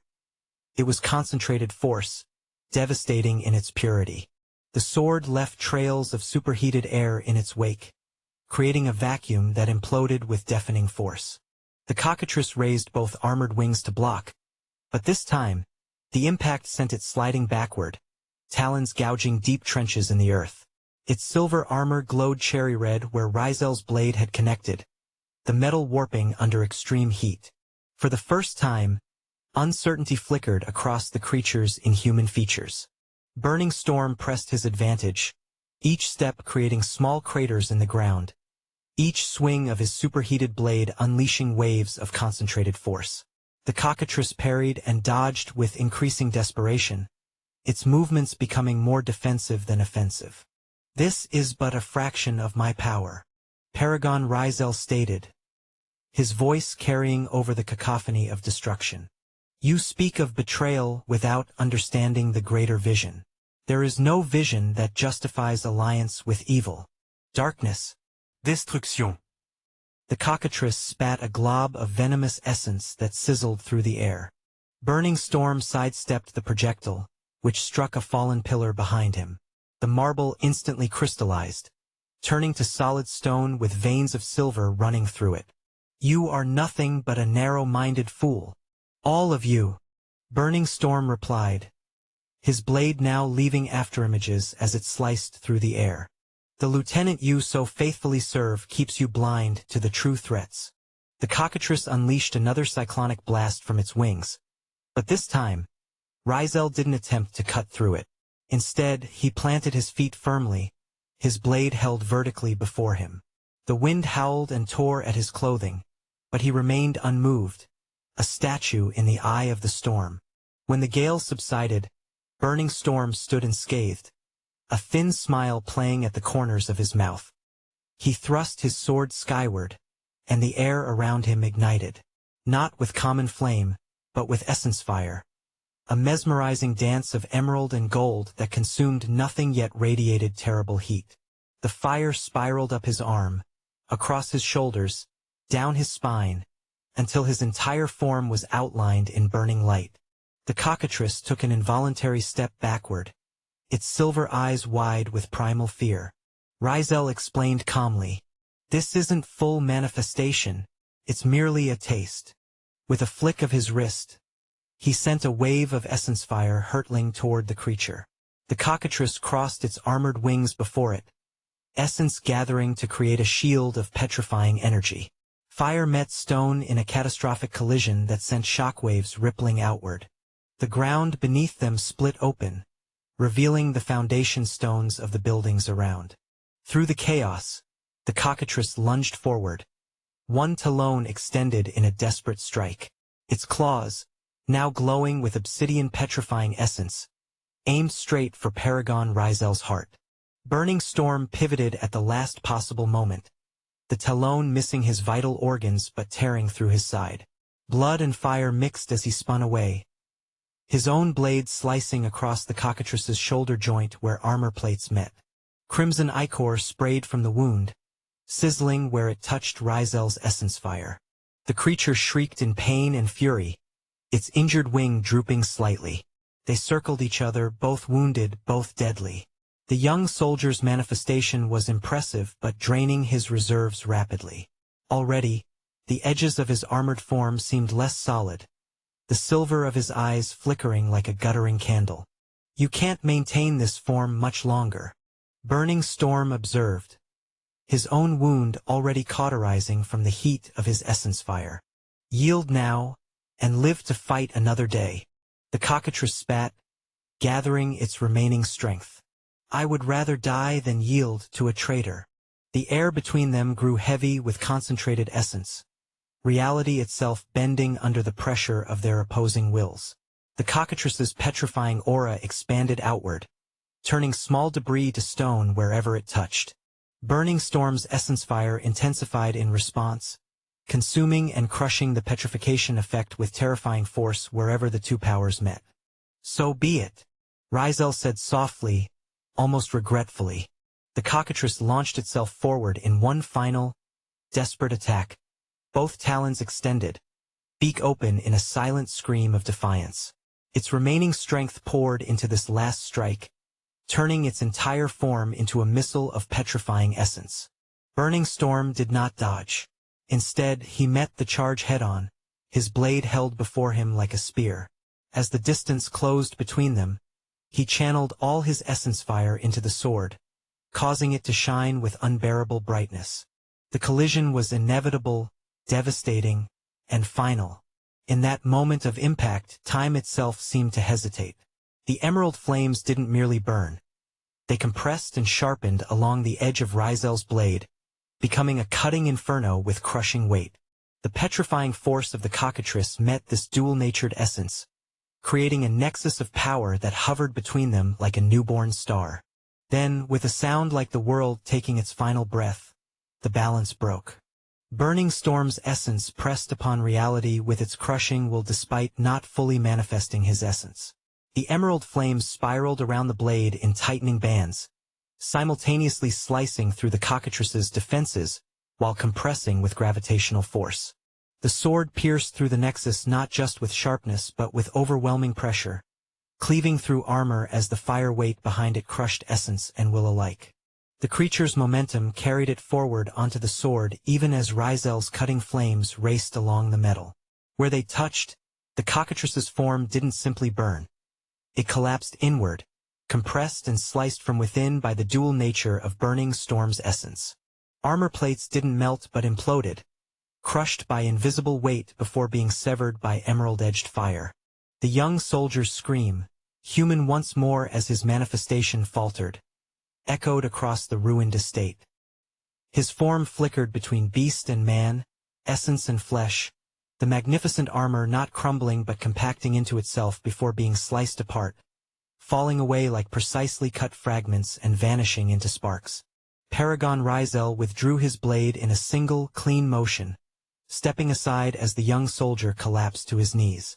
Blood mixed with rapidly dissipating essence pooled beneath him, yet still, defiance burned in his eyes. He gasped, looking up at Burning Storm. "Finish it. Prove to the world that you are nothing but a traitor." Paragon Rizel extinguished his essence fire with a thought, the crushing weight and cutting edge dissipating as his sword cooled to normal temperature in his grip. He regarded the fallen soldier with something almost like respect, saying quietly, "Your courage is commendable, but your death would serve no purpose." The young soldier tried to rise, managed only to lift himself on one trembling arm. "Then why?" he demanded, blood staining his lips. "Why betray everything we stood for?" Burning Storm sheathed his blade, his emerald eyes unreadable. "Young soldier, I never betrayed anything. What you see as the great vision today started with mere childhood fantasies of Dante and I, being descendants of Ghafer, the only ones that inherited the purpose and mandate. Dante was the one who betrayed that vision." A little pain flashed across his face. "This was never our vision. Destruction was never included." He turned away from the defeated soldier, continuing his purposeful march toward the complex that now bore scars of their battle. Behind him, the young paragon slumped to the ground, consciousness fading as his essence reserves depleted entirely. Chapter 932. What is the justification of a cause? Part 1. Burning Storm trudged toward the complex's fountain, his boots heavy against the shattered ground. His weighted steps betrayed his exhaustion from the recent battle, visible only to the keen observer who might notice the slight drag in his otherwise purposeful stride. He circled the fountain, its once delicate design barely clinging to existence, as if the world itself had taken a blade and cleaved it cleanly down the middle. On the balcony above, a figure stood leaning against the railing. Despite the great structure being split in two, it remained upright, though a deep groove scarred its massive form. The man on the balcony seemed unconcerned by the damage, simply watching as Burning Storm approached with measured steps. Black hair with streaks of white danced like silk ribbons in the gentle breeze, as the sun sank beneath the horizon, casting a cantaloupe glow across the ravaged landscape. Even the sun appeared eager to hide from the devastation that would surely follow when two dangerous paragons clashed. Paragon Rizel tilted his chin upward, raising his hand in a half-hearted wave. "Seriously, you still lack a sense of surprise. All this charade for a welcome party. And the party wasn't even difficult. Your men fell like autumn leaves." The man on the balcony shifted his gaze to the young soldier sprawled unconscious on the ground. He scoffed, his expression returning to its usual cold indifference. Burning Storm, such an exemplary drifter. A smile crept across his face, cold as winter frost.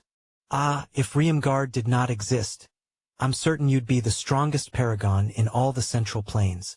You've grasped the core of your true name and the thread connecting it to your soul with remarkable depth. Most drifters these days are too lazy for such dedication. He eased away from the railing, fingers tapping a soft rhythm against the metal.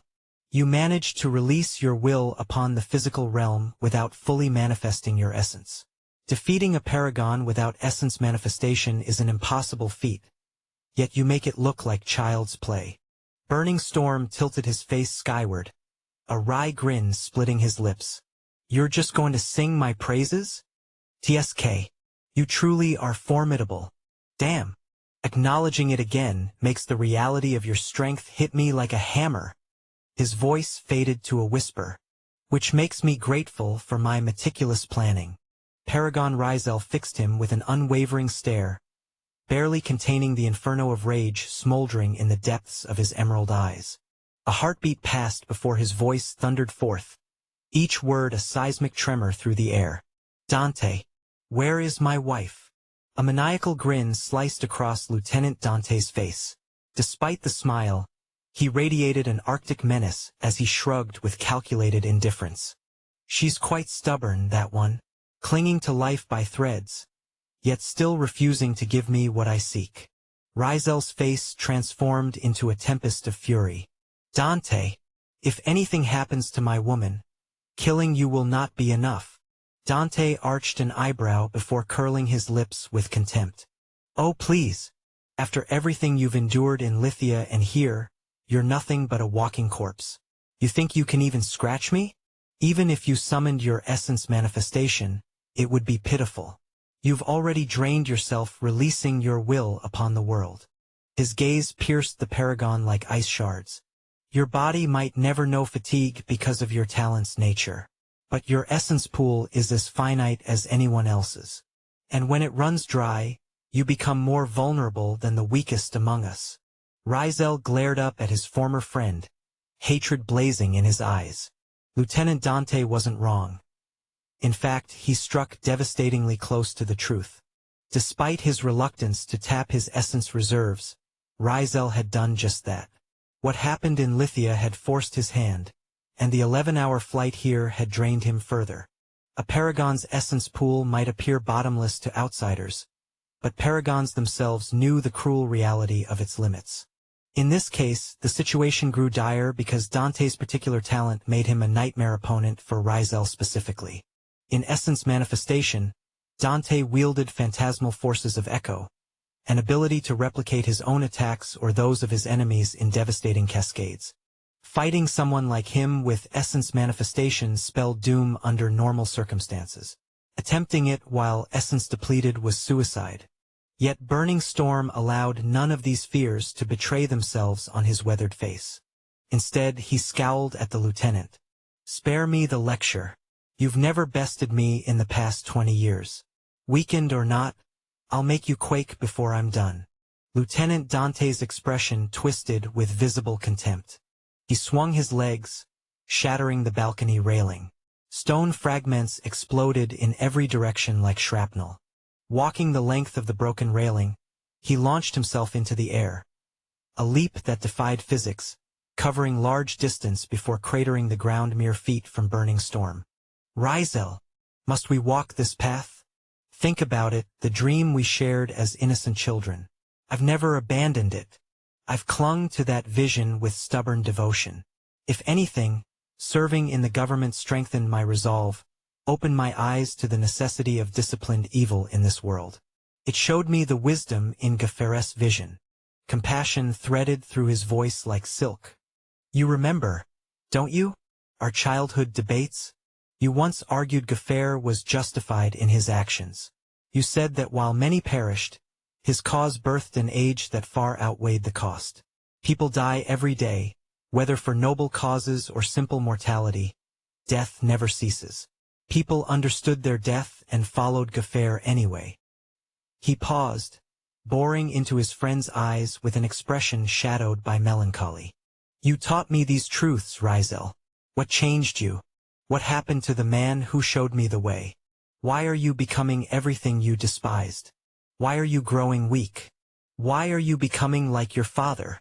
Rizel didn't flinch, but something flickered behind his eyes. An ache, old and buried.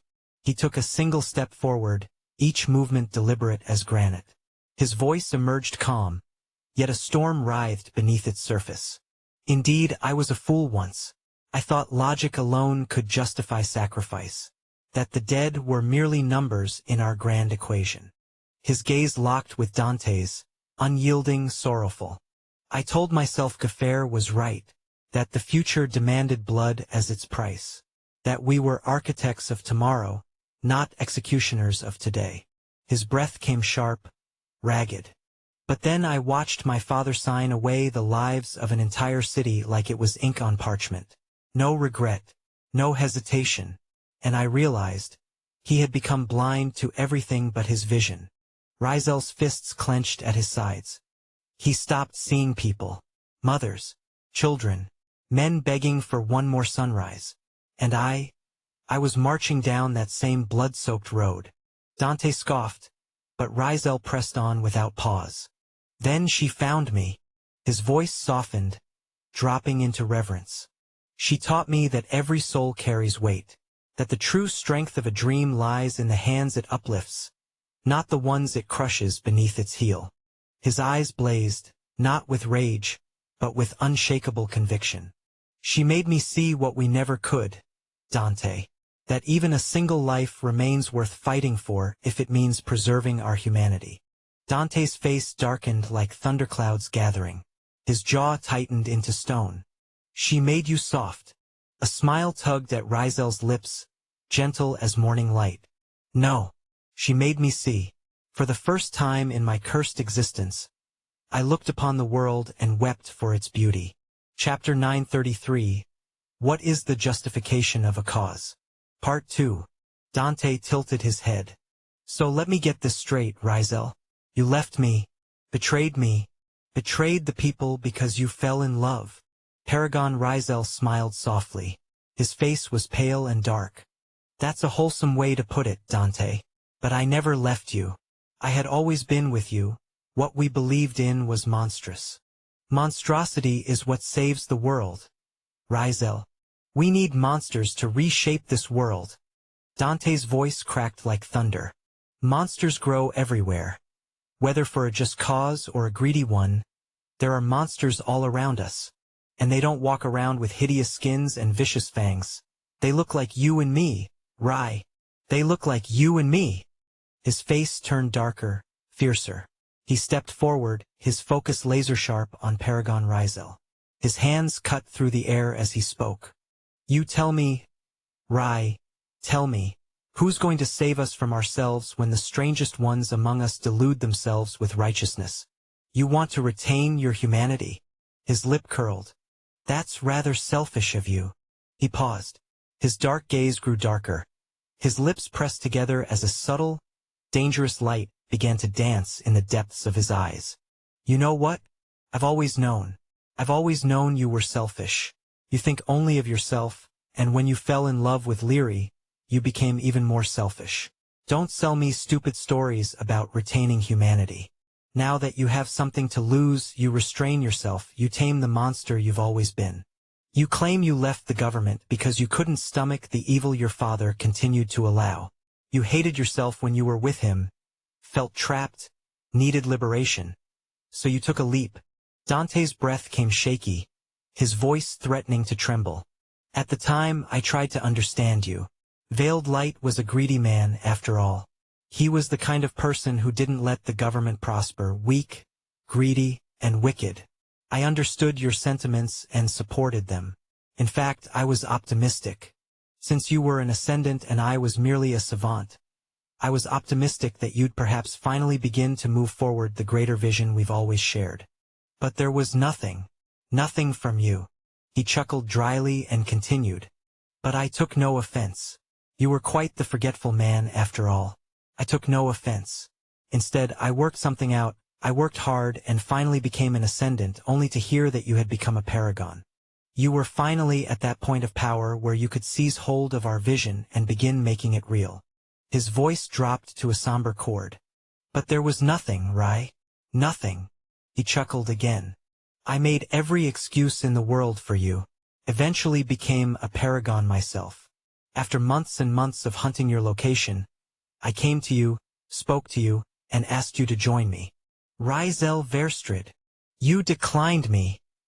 At this point, Dante burned with rage. His eyes widened like wildfire. He narrowed them, tilting his head like a demented psychopath. And now you speak to me of the beauty of the world, of retaining your humanity, of meeting her. She's a dog to those old fools. For crying out loud. Paragon Rizel's expression changed. His facial features remained unchanged, but a subtle, dangerous light kindled in the depths of his eyes, perfectly mirroring the tangible danger that Dante's own had posed just seconds ago, even though he was weakened at the moment. Paragon Rizel was like a wounded alpha wolf. One might think him vulnerable with how battered he appeared. But the look in his eyes was that of a ruthless murderer who would let nothing go unkilled. You obviously have a few bones to pick. Pick them with me. Leave my wife out of this. Lieutenant Dante stared at him impassively for several seconds. Then he sighed, slipping his hands into his pocket and drawing out a fat cigar and a strange flame sparker that looked elegant to hold. Dante lit the cigar and extended his hand gently to Paragon Rizel. Want some? Paragon Rizel exhaled and shook his head. I'm currently in rehab. Dante nodded, his lips turning downward. Let me guess. Leary. Paragon Rizel's silence was all the answer Dante needed. You know, I always knew she was your problem. Too bold, too outspoken for a powerless human. She has a way with words. She's cunning. She could make an assassin sent to kill her protect her instead. Paragon Rizel smiled softly. Even though Dante didn't seem to be praising Leary, those were all the words he heard. Well, Leary is quite diplomatic. Did she manage to convince you not to kill her? Dante scoffed. The only reason she's alive is because I've been waiting for you. Paragon Rizel didn't need the exact words to know that his wife had indeed worked her charm. His beautiful wife had gone ahead and done her thing. She'd almost convinced him, after all, into not loving her. She's a devious one, that girl. Lieutenant Dante stared at his friend with a dark grimace. A second later, he asked, Did I say something funny? Paragon Rizel scoffed. No need to be so uptight. Even if it's the end of the world, I'll still laugh. You have my wife and unborn child in your hands. You probably thought, and knew, this was the only way to get to me, the only way to kill me. What you want is my death, isn't it? Then let me see my wife for the last time. He studied Lieutenant Dante's face. I've not really been a good father to be, you know, and the little time I have left you obviously want to snatch that away. Isn't it right that I bid my family a satisfying farewell? The lieutenant curled his lips in disgust. It's really irritating to see what you've become, Rai. To see how that woman has weakened you. He closed his eyes, stopping all words for the moment. Then he slowly opened them and rested one hand on the sword strapped to his waist. Lieutenant Dante's hair swayed softly in the wind. Slowly, gently, he began to open an eye he had never opened before. At least not since he became a paragon. Chapter 934. A guy obsessed with the sword. Byron stood lazily, leaning against a light pole with his hands folded. He watched with nonchalant eyes as all the soldiers who had been stationary began changing. Their faces twisted, their skin reddening as if they'd caught some deviously vicious rash. Their eyes blackened like liquid pools of darkness, and they began to move forward, at first with sluggish, irritating movements. The Sword King didn't have to repel them deliberately. All he gave them was a dirty slap that threw them off balance. The main boy, however, was nowhere to be found. He'd suddenly vanished, dissipating into black toxic smoke that dispersed among all the soldiers. It was after he dispersed that they began to act differently, losing control of themselves to something vile. All their focus was on Byron. They flew forward, their talent abilities flaring to life. Flames ignited, thunder crackled. Even the wind seemed to create an oscillation around one soldier's hand. All of them were directed toward Byron. Yet he didn't seem bothered in the slightest. Byran exhaled and yanked the light pole free with minimal force. He swung the tall pole around, destroying everything within reach. The spin generated a great cyclone that pushed them all back. Byran positioned the pole forward, bending his legs slightly and narrowing his eyes to a sharp, eagle-like focus. Moonlit whisper, scholars reversal. The scene was quite a funny, astonishing, and unusually disturbing sight. Byran took a delicate step forward, gently holding and hurling the pole in an intricate pattern that seemed ill-suited for such a weapon, if it could even be called that. The pole moved as if it belonged, blending seamlessly with his movements. The entire air rippled solemnly like the surface of still, perfect water. Then, in the next second, blood surged viciously from the soldiers' bodies as they were all suddenly suspended in the air by a wicked and seemingly mystical force. Byran moved between them, taking his time as he guided the enormous, unwieldy pole with one hand. The pole flew across several monsters, slicing through them with wicked impossibility. The scene was incredibly disturbing. The soldiers died grotesquely, their eyes wide open. Even the buildings received scars from the terrific sword technique. Deep grooves in the earth stretched forward like disaster paths, connecting and slanting up building walls. The problem was that even as they died, immersed in their own pool of blood, they kept standing up. More were upon him. Their talents threw measly abilities at him, which he blocked with the pole he wielded or simply vanished out of the way to avoid. His movement seemed erratic, but it was deliberate. Byran shifted and glided through the undying people with precision, ruthlessly mangling their bodies with the pole. All of them bent in crude ways, to the point where he was having just a little trouble restraining himself. The way he wreaked such havoc made him want to wreak even more, perhaps unleash the full extent of his power, but the Sword King felt that was far beneath him. They kept coming over and over again, jumping at him, which eventually forced his hand. He extended 2 fingers and shot forward. He'd press them into their bodies and cause confusion until they suddenly gained life back, only to die again. To put it simply, the way he'd helped Paragon Rizel heal his hand was by making the hand remember it had always belonged, commanding it to belong. The way he could transform into a bird was by deluding his body into thinking it had always been a bird, commanding it to belong. Hence, he transformed into a bird. With the falling bodies now, all he did was cause them to remember what they had always been. This helped the real owners of the bodies find their way back into control. However, if they'd been ruthlessly killed before, they fell to the ground powerlessly and died the moment they gained control of themselves. This went on for a while, with the Sword King standing in one position and wielding only 2 fingers.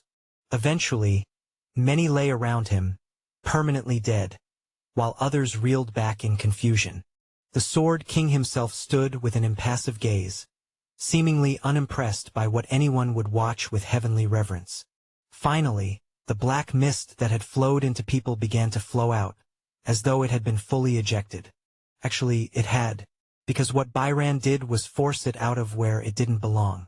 The Sword King's will, though very subtle, was far stronger than the young and new Paragon's essence manifestation and undying abilities. The boy grimaced, trembling with a pale, sweating face as his effort failed woefully. He staggered back, trembling and stretching forth his hand. Hua, Ryu? Byran tilted his head and shrugged nonchalantly. Just a guy obsessed with swords. The soldier extended his hand and shouted in defiance, trembling. It's impossible. Are you a paragon? I've never heard of a paragon like you. Where do you belong? Where do you come from? He was right. Aside from matters within the Empire of Riemgard and the sudden appearance of these new paragons, there were only 5 paragons in the whole of the Central Plains. 3 of them were Dante, Rizel, and Ruffsburg. Of the remaining 2, one was the headmaster of the strongest citadel in the Central Plains, while the last was the clan patriarch of the Kageyama clan. These last 2 weren't active in the world, although the legend of their names still carried such fearsome effect that if they were to be active somewhere or make any significant movement, the entire continent would tremble with devastating consequences. They were so powerful that every single one of their decisions influenced the flow of things. especially since both were heads of very powerful organizations themselves. The young soldier was absolutely certain that none of them were here. So who was this strange paragon fighting him like he was fighting a child? Could he even be called a paragon? To him, Byron seemed far stronger. He hadn't even taken the battle seriously, and this was the result.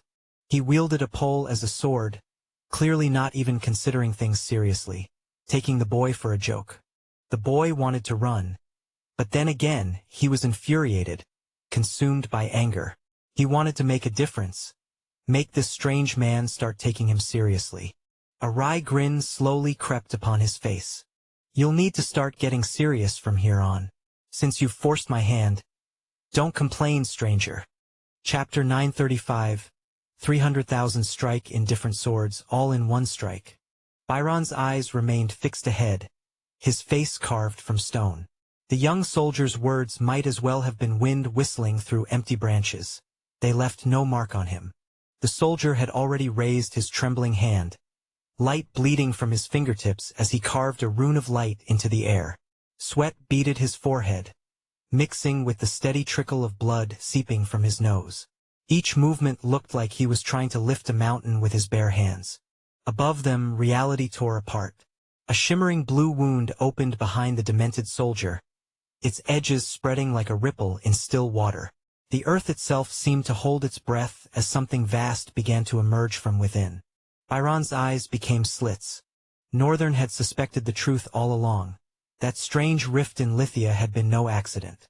His master's instincts had been sharp as ever. Someone out there possessed the key to opening rifts, and they were passing it down to these human whelps like a family heirloom. How they managed it remained a mystery to Byron. These portals that vomited out monsters hadn't existed in his time. Back then, monsters had been woven into the fabric of their world like the sun and moon. Hadn't they?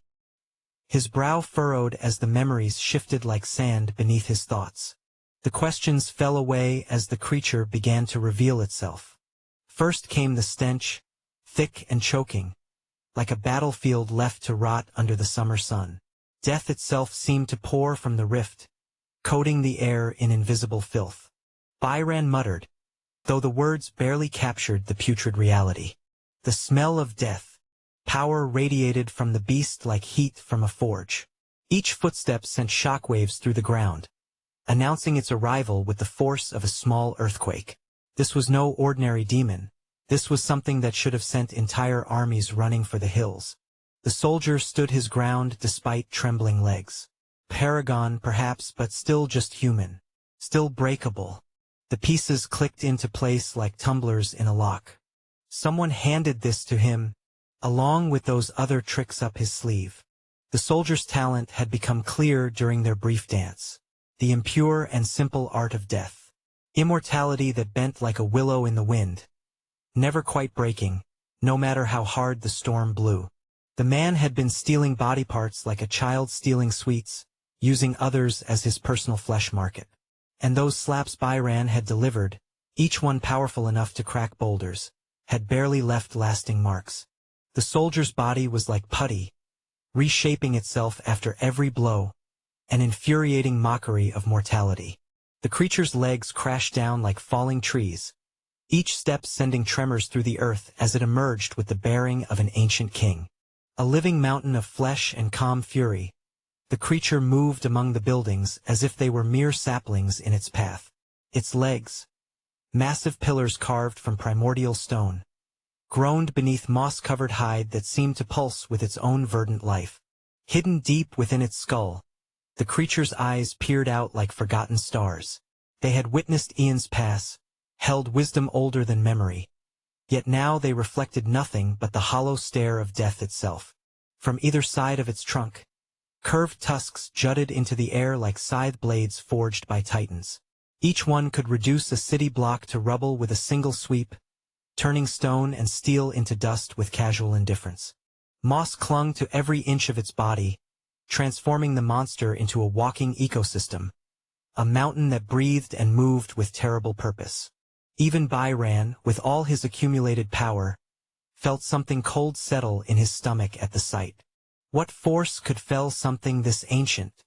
The soldier before him was a gnat compared to this behemoth. No mere human could have brought down such a titan and lived to brag about it. Someone had done the killing and gifted this walking nightmare as the soldier's ace in the hole. Byron's lips curved into a grim smile. Time to get serious. His fingers found Dark Mortal's hilt, and for a heartbeat, he closed his eyes. When they opened, they burned with the light of a predator who had just found worthy prey. Dark sparks danced across his outstretched palm before condensing into solid steel. A yellow odachi that pulsed with lightning as it materialized. He strapped it to his waist, creating a deadly constellation of blades. Another gesture, and a silver whisper of metal appeared in his grip. Illusioned Hefter balanced across his shoulders like a sleeping serpent as his ice-blue eyes tracked the lumbering giant. 3 swords would dance tonight. He extended one leg forward, muscles coiling like springs. With practiced ease, he clamped Illusioned Hefter's grip between his teeth, then drew Stainless and Dark Mortal in smooth, deadly arcs.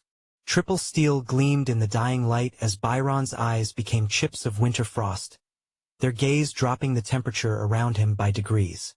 Even the air seemed to shiver in anticipation of the coming storm. The sun was sinking and darkness was descending upon the world. With that cold dread permeated the air, there was something strange, something primal, something different, something suffocating. Byron's upper body coiled like a drawn bow. Then his eyes erupted with celestial fury. Blue light exploded from his gaze, unfurling into luminous wings that carved themselves from pure radiance. He moved, or perhaps the world moved around him. In the space between heartbeats, Byron ceased to exist in place. A hair-thin trail of azure light marked his passage, the ghost trace of movement too swift for mortal eyes to capture, stretching across the behemoth's form like lightning captured in glass. The line zigzagged with surgical precision, carving patterns through air and flesh alike, up, down, across, creating a deadly geometric puzzle over the ancient mountain's living hide. Reality held its breath. Then came the shockwave. It tore outward 3 times like creation's first explosion, the mere displaced air reducing stone walls to memory and buildings to scattered dust. Following those impossible lines, the colossal beast began its swan song. Flesh parted along the traced paths, the body toppling in sections like a mountain range being carved apart by a god's blade wielded with the precision of a surgeon's scalpel. When the dust settled, Byron stood exactly where he had begun, as if he had never moved at all. Illusioned Hefter slipped from between his teeth, clattering to the ground with a metallic whisper. He straightened from his crouch, rolling his neck until vertebrae popped in a cascade of satisfied cracks, releasing the battle tension like water from a dam. The destruction spread beyond the estate's borders. Fugal itself trembled beneath the aftershock, the ground rippling in waves that split the earth into spiderweb fractures. Cracks raced across the city like seeking fingers, crawling over walls and through streets, an unstoppable network of destruction that honored no boundaries. The cursed veins of shattered stone spread without mercy, transforming the city's foundation into a mosaic of broken earth that spoke of power beyond mortal comprehension. Chapter 936. Aftermath. What appeared as a single strike was, in truth, a symphony of destruction that made the world itself convulse. Byron was a master swordsman, but the depth of his mastery, that revelation sent shockwaves through reality itself. In one fluid motion, he had moved and swung 300,000 strikes simultaneously. Each blade, Dark Mortal, Stainless, and Illusioned Hefter, carved 100,000 paths through air and flesh in the same heartbeat. All 100,000 strikes compressed into one razor-thin line so sharp it severed the fabric of existence, if only for a moment so brief that reality never noticed the wound. This was Byron's peak, or perhaps just a glimpse of what he once was. Granted that his memory and technique had fled him like smoke through fingers, yet what remained was enough to reshape the world. Enough to kill an apex behemoth in a single breath. Enough to swing 300,000 strikes with such precision that each followed its predecessor's path like a shadow. The technique didn't just fracture every building in Fugal, it carved them into monuments of destruction. Thousands of sword marks scored every wall, as if countless duels had raged for centuries within each stone. Every living thing caught in that moment simply ceased to be, atomized by the shockwave before they could even register the blade's passage. The initial explosion wasn't from steel meeting flesh. It was 300,000 strikes compressing into themselves, creating a singularity of violence that tore through space like a hungry beast. Time itself bent beneath the weight of such focused destruction.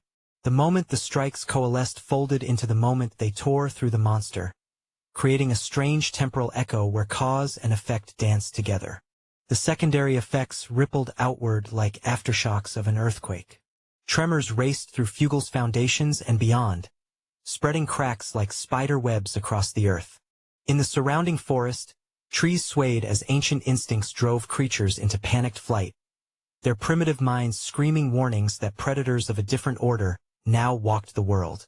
The behemoth's corpse crashed through buildings like toppling dominoes, bringing final destruction to the estate.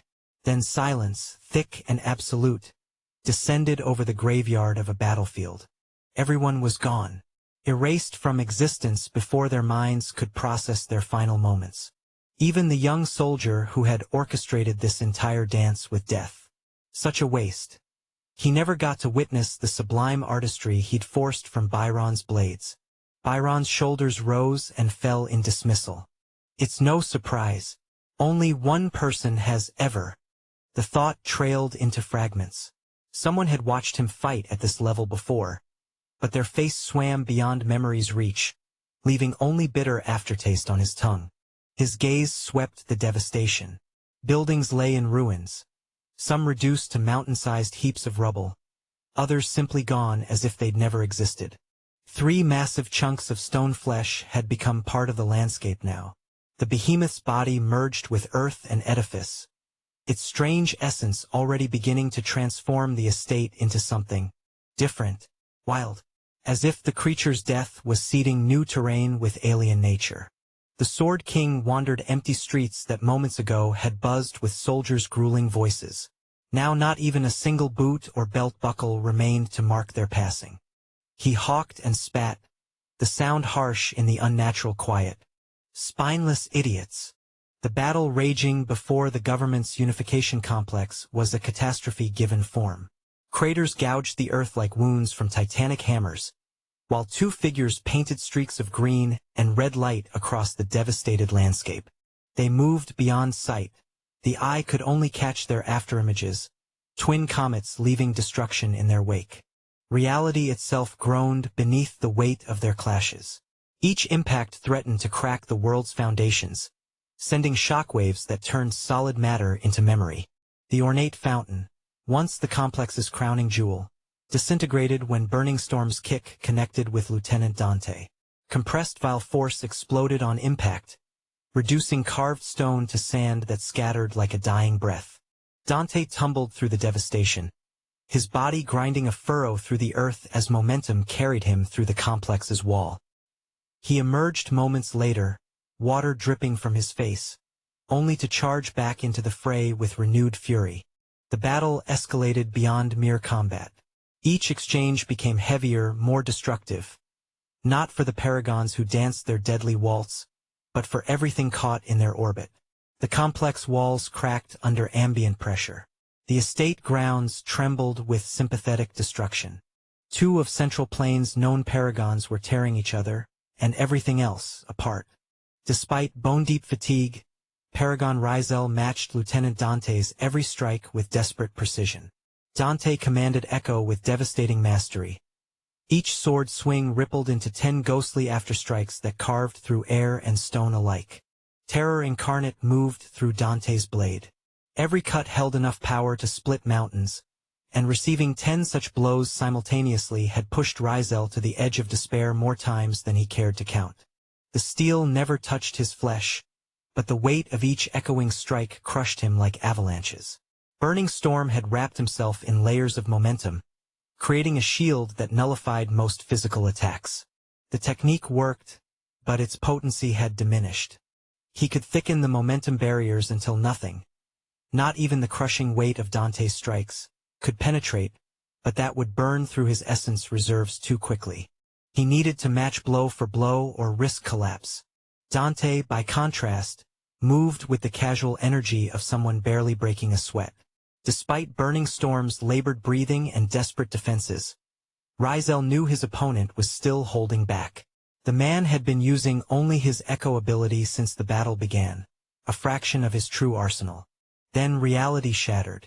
A shockwave tore across the landscape with apocalyptic force, its howling wind carrying the promise of annihilation. Both paragons braced for impact. They far surpassed ordinary humans or drifters in resilience, but this was different. The force struck like an angry god's fist. Both warriors were launched backward, weightless dolls flung apart by invisible hands. In the split second before his body went sailing, Rizel's eyes found the unification complex. His hand traced desperate patterns, coating the building in a wind shield woven from momentum itself. The barrier saved the structure from collapsing, but couldn't protect its glass. Windows exploded in a symphony of shattering crystal, their destruction painting the air with glittering shards that caught the dying light. Chapter 937. Rai vs. Dan Part 1. Fear painted both their faces the same deathly pale. Their eyes swept the devastation, hunting for the source of that world-shaking force. Burning Storm, however, had already pieced together the truth. His expression softened into a smile, but not his usual radiant grin. This one carried the weight of exhaustion and something darker, like watching a storm approach from the horizon. Dante's face twisted into a grimace at the sight. "What is that? What have you done?" His voice dripped accusation. His gaze snapped toward the center where massive stone corpses lay, the behemoth that his subordinate Neosis had summoned, only to watch it vanish beneath power that defied comprehension. The mystery gnawed at him. He couldn't identify the force, couldn't even guess at its nature, which left him reeling with confusion. And worse, infinitely worse, was that damned smile on Rizel's face. Burning Storm's expression held secrets Dante couldn't crack, and it infuriated him.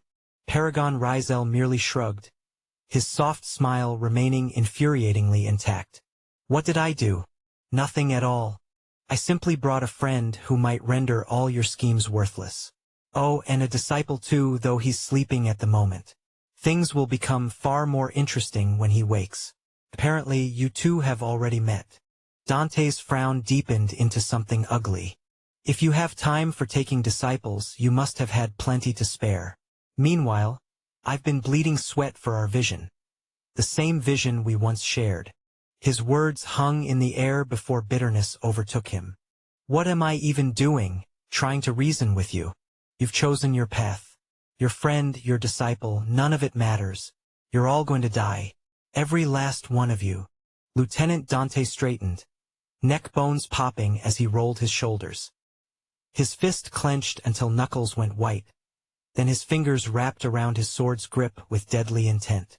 He stepped forward, measuring the distance. 13 meters separated them. Perfect striking range. Dante's hand moved with deliberate slowness, pushing the black coat from his shoulders. The garment fell like a judgment.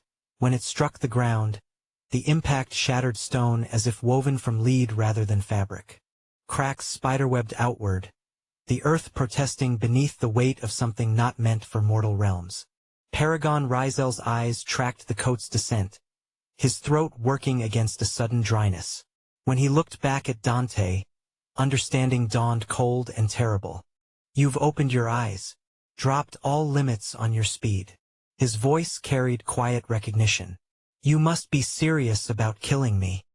He swayed slightly, regarding the sword in his grip as if seeing it for the first time. "Perhaps conserving my strength against you was folly from the start. This is a fight I must fully embrace." Melancholy colored each word, bitterness seeping through like blood through bandages. The reality before him was as inevitable as sunset, and just as final. Burning Storm was accepting what could not be changed. The sorrow of it sat heavy in the air between them. With quiet resignation, he opened his fingers. The sword slipped free, its fall ending in a metallic whisper as steel kissed stone. Crimson smoke swirled around Rizel like a living shroud, his eyes igniting with emerald fire that burned cold as winter stars. His skin darkened and expanded, shadows stretching across the ruined land like reaching fingers. The ground split beneath the assault of two colossal limbs crashing down, debris exploding skyward as Paragon Rizel completed his transformation. He had become something else entirely. A hulking behemoth that merged primal fury with earthbound power, wrapped in a hide of seething crimson fur that bristled with barely contained rage. Muscles flowed beneath his thick coat like living geology, each movement carrying the weight of shifting continents. His massive limbs pressed against the earth with inexorable force, pulverizing stone beneath his hooves as if the ground itself recoiled from his presence. Twin horns spiraled from his skull, jagged as mountain peaks, ancient as erosion itself. They framed a face carved from volcanic rock, all hard edges and deadly intent. Beneath his beetled brow, emerald eyes blazed with intelligence far beyond mere beast. Something ancient, bitter, and painfully aware. Burning Storm's breath came in thunderous snorts that scalded the air around him, each exhale a promise of destruction. Lieutenant Dante tilted his head back, meeting the ancient gaze without flinching. His lips curved into a half-smile that held no warmth. Burning Storm, an essence manifestation that truly reflects the man within. The transformed beast advanced with deliberate slowness, each step of his hooves leaving smoking craters in the earth. Heat radiated from his passage, searing the ground beneath like brands from a hellish forge. He halted halfway between them, his voice resonating like thunder trapped in stone. "This is the end for you, Dan." Dante's chin lifted in defiance. "The end, Rai." They moved as one. The earth disappeared beneath them as both paragons launched into battle. They didn't simply disappear. Such a mundane word couldn't capture their violent departure from reality. They tore through space itself, leaving only devastation in their wake. Dante's blade struck first, a comet's tail of obsidian light slicing horizontally with surgical precision. The steel sang through the void where Rizel had been, carving a canyon through stone, air, and the very fabric of physics. Reality screamed at the violation. Rizel had already circled behind. His massive hoof crashed downward like judgment itself. Dante contorted, barely escaping the impact that obliterated the landscape below. Molten rock and fire fountained skyward, painting the air with destruction. His abandoned coat whipped through the storm like a phantom. Each of Rizel's strikes carried mountain-breaking force. His hooves could shatter fortifications, his horns cleave bedrock. Yet Dante, still mortal flesh and bone, met him blow for blow. The human warrior slipped beneath a devastating sweep, his blade scoring a smoking line across crimson hide. The beast's growl wasn't pain but recognition, a sound that rippled outward, sending distant trees swaying and birds fleeing as mere shadows against the sky. Rizel's horn jabbed downward like a bolt of divine wrath, and Dante caught it on his blade. Sparks erupted between them, hissing, spitting fury that painted the air with dragon's breath. The impact catapulted him backward. Dante twisted midair with feline grace, feet finding purchase on a crumbling pillar before he launched himself forward with explosive force. He became pure speed incarnate. Dante materialized above Rizel, his blade drinking in the darkness around it, trailing arcs of shadow as it plunged toward the beast's exposed neck. But the massive creature defied his own bulk, pivoting with liquid precision, presenting his shoulder to meet the descending steel. Chapter 938. Rai vs. Dan Part 2. Steel met what should have been flesh, but wasn't. The blade skidded instead. A metallic shriek split the air as Dante's sword scraped against Rizel's shoulder. Not flesh but living flame wrapped in momentum's armor. The strike didn't cleave clean. It dragged, flinging sparks and embers like scattered stars as it carved a shallow groove across hide transformed into molten defense. The beast had become a walking furnace. Rizel rolled with the impact, converting execution into glancing wound. Flames erupted along his hide, racing up his mane and horns like fire given hunger and consciousness. Dante's feet barely touched ground before retaliation came. A hoof swept horizontally, not a downward crush but a sweeping scythe that cleaved the horizon. The force alone demolished buildings half a mile distant. Dante dove beneath the arc, the heat boiling moisture from his skin as he escaped death by a hair's breadth. He emerged from the roll already striking, sword seeking the vulnerable joint behind Rizel's knee. A seam in the molten armor. Steel found its mark, penetrated, but the hide responded with fury. Flames exploded outward from the wound, meeting steel with steam that screamed like a dying god. Dante jerked back, vision blurring as fire raced up his blade toward his grip, threatening to consume flesh along with metal. Rizel surged forward. A shoulder crash, no finesse, just crushing mass behind impossible speed. Connected with Dante's center mass. Flesh met molten fury and surrendered. Dante launched skyward, tumbling through air like broken pottery. His body carved ravines in the earth, bouncing once, twice, before colliding with a stone wall that swallowed him in a cloud of debris. Rizel thundered after him. His hooves left burning prints on the ground, blackening soil and vaporizing rock. Each exhale birthed flame. Each stride proclaimed dominion over the crumbling world. Dante crawled from the wreckage, spitting crimson. His uniform hung in charred tatters. At least 2 ribs sat at wrong angles beneath his skin. Yet his fingers still clutched steel.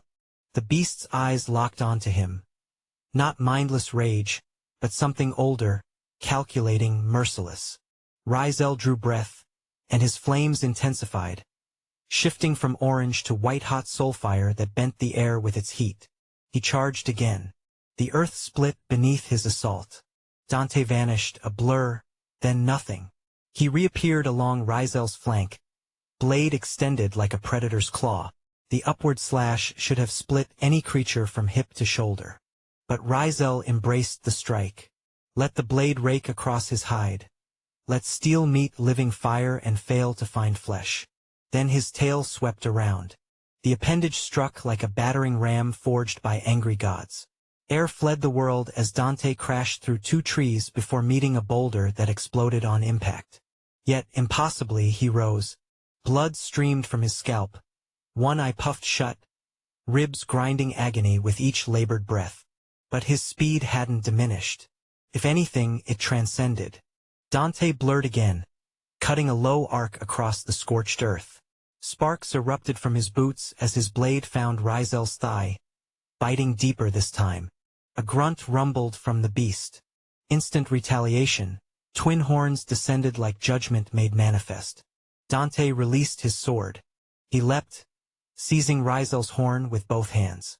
Using the horn as an anchor, he swung around the beast's momentum, redirecting tons of charging mass, then drove his heel into Rizel's skull with bone-crushing force.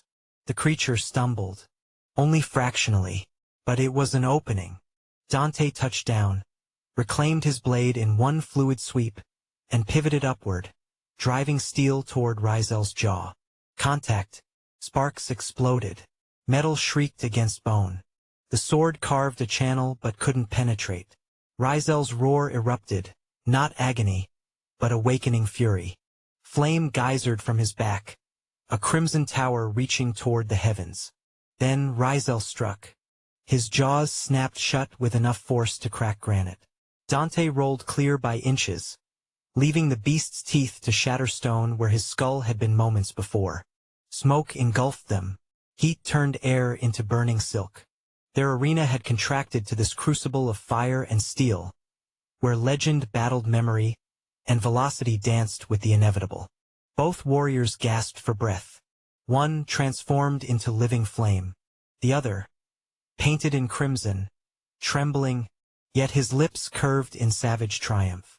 Rizel's eyes blazed with emerald fire as his voice crashed over the battlefield like distant thunder. Do you think you can kill me without using your talent abilities?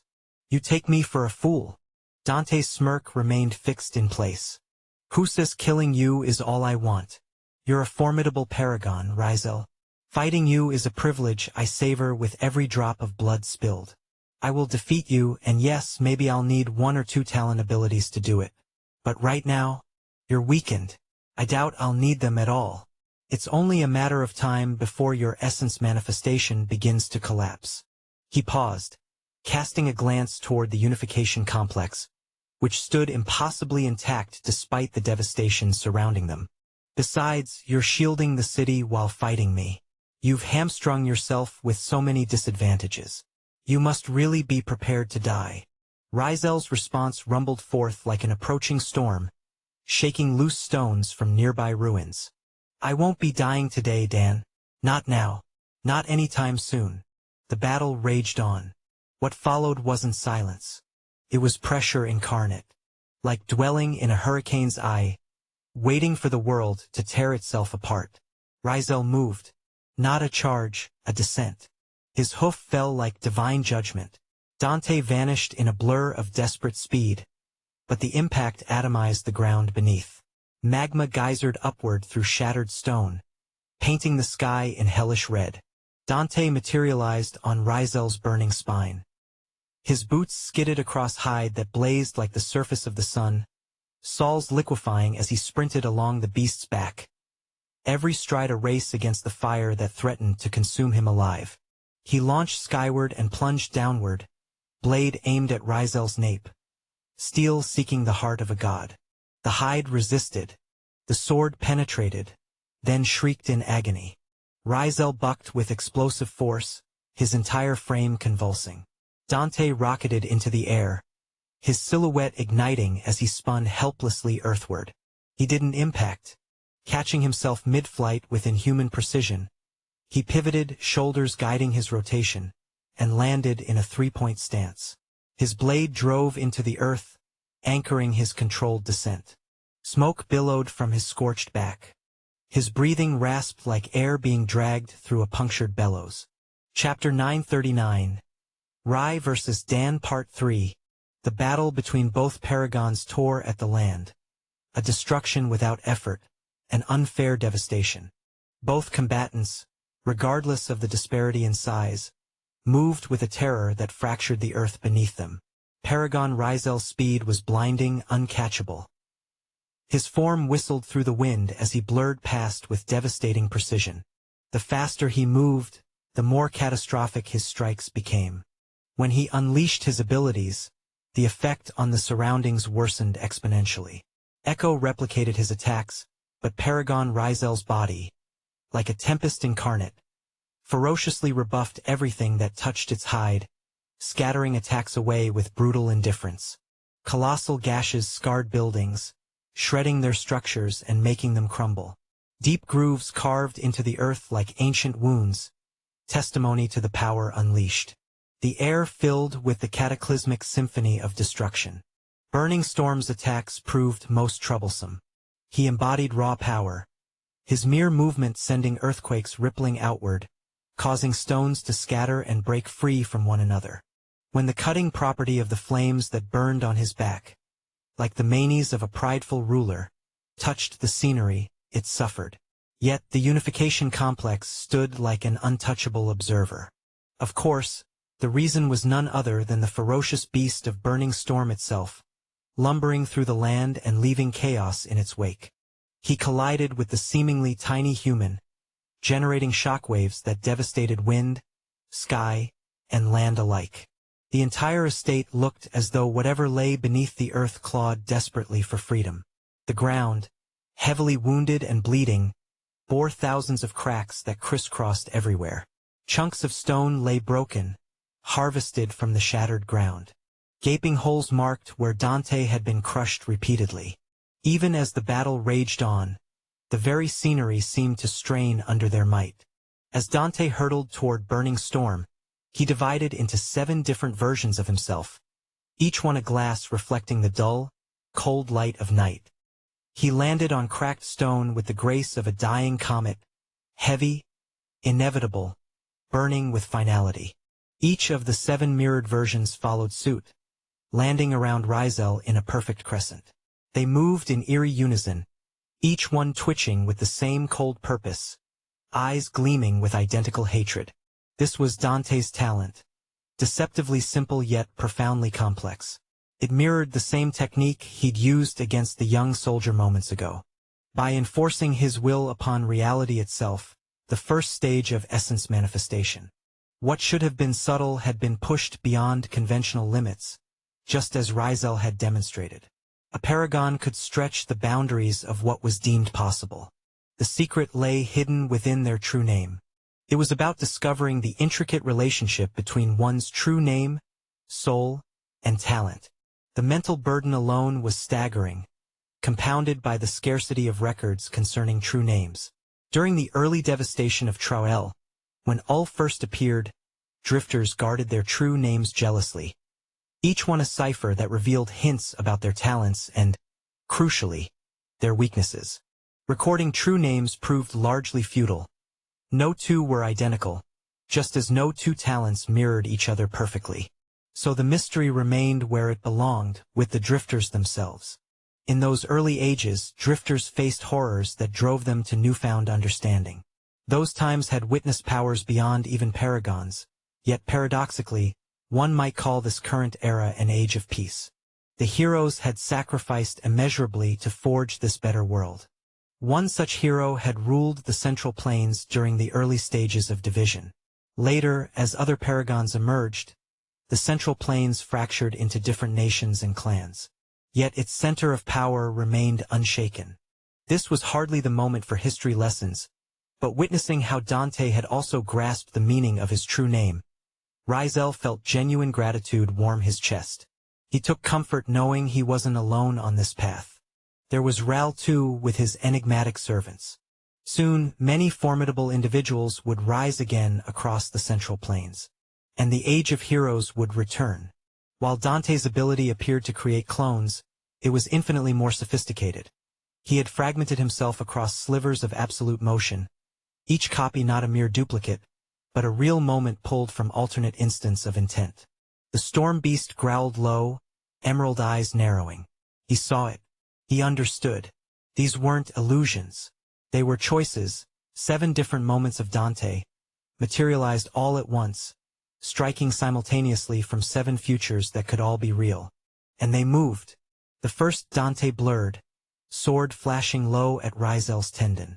Another swept in from behind, his blade reversing in grip to stab upward beneath the ribcage. A third leapt high, twisting midair for a descending overhead slash aimed at the beast's horned skull. Each Dante flawless, merciless, united. But Rizel was more than muscle and momentum. He stopped thinking. Let instinct rule. With a roar that shattered the sky, he spun, his bulwark body accelerating beyond any perceivable rhythm.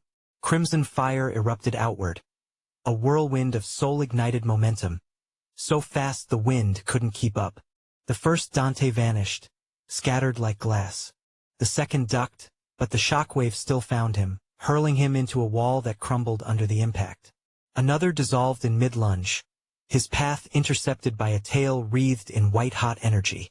Only 3 remained, and they struck. Blades connected. Will connected. This time Rizel roared in pain. Real pain. One blade cut across his jaw. Another pierced just beneath the armpit. The third, Dante's true self, drove his sword into the shoulder, twisting deep and unleashing a surge of kinetic backlash that detonated from within the beast's body. Rizel staggered. The ground split again, stone recoiling beneath his hooves. But he did not fall. Instead, he hooked Dante with his curved horns, lunging forward with explosive ferocity. He reared up, building devastating momentum, then crashed downward, slamming Dante into the earth with the full weight of his skull behind the blow. The ground shattered at first impact, but Rizel did not relent.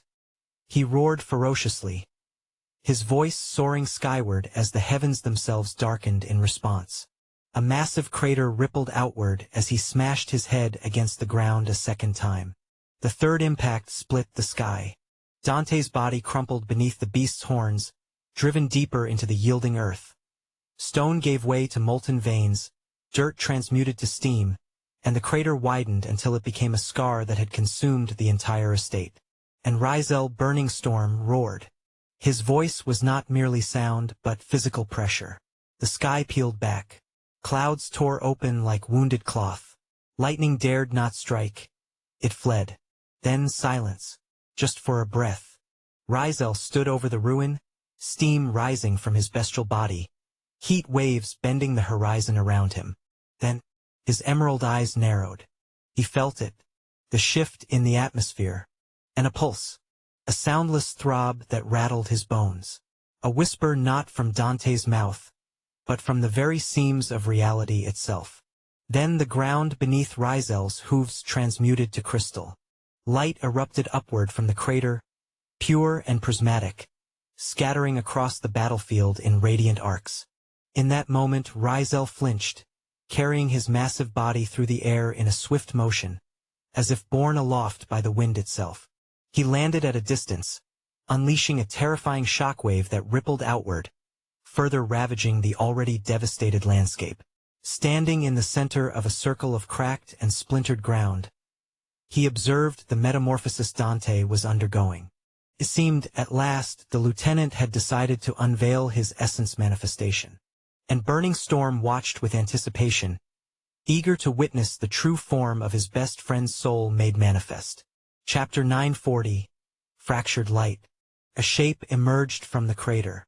Then stood still, a prism-born creature cloaked in armor that devoured light and wept color.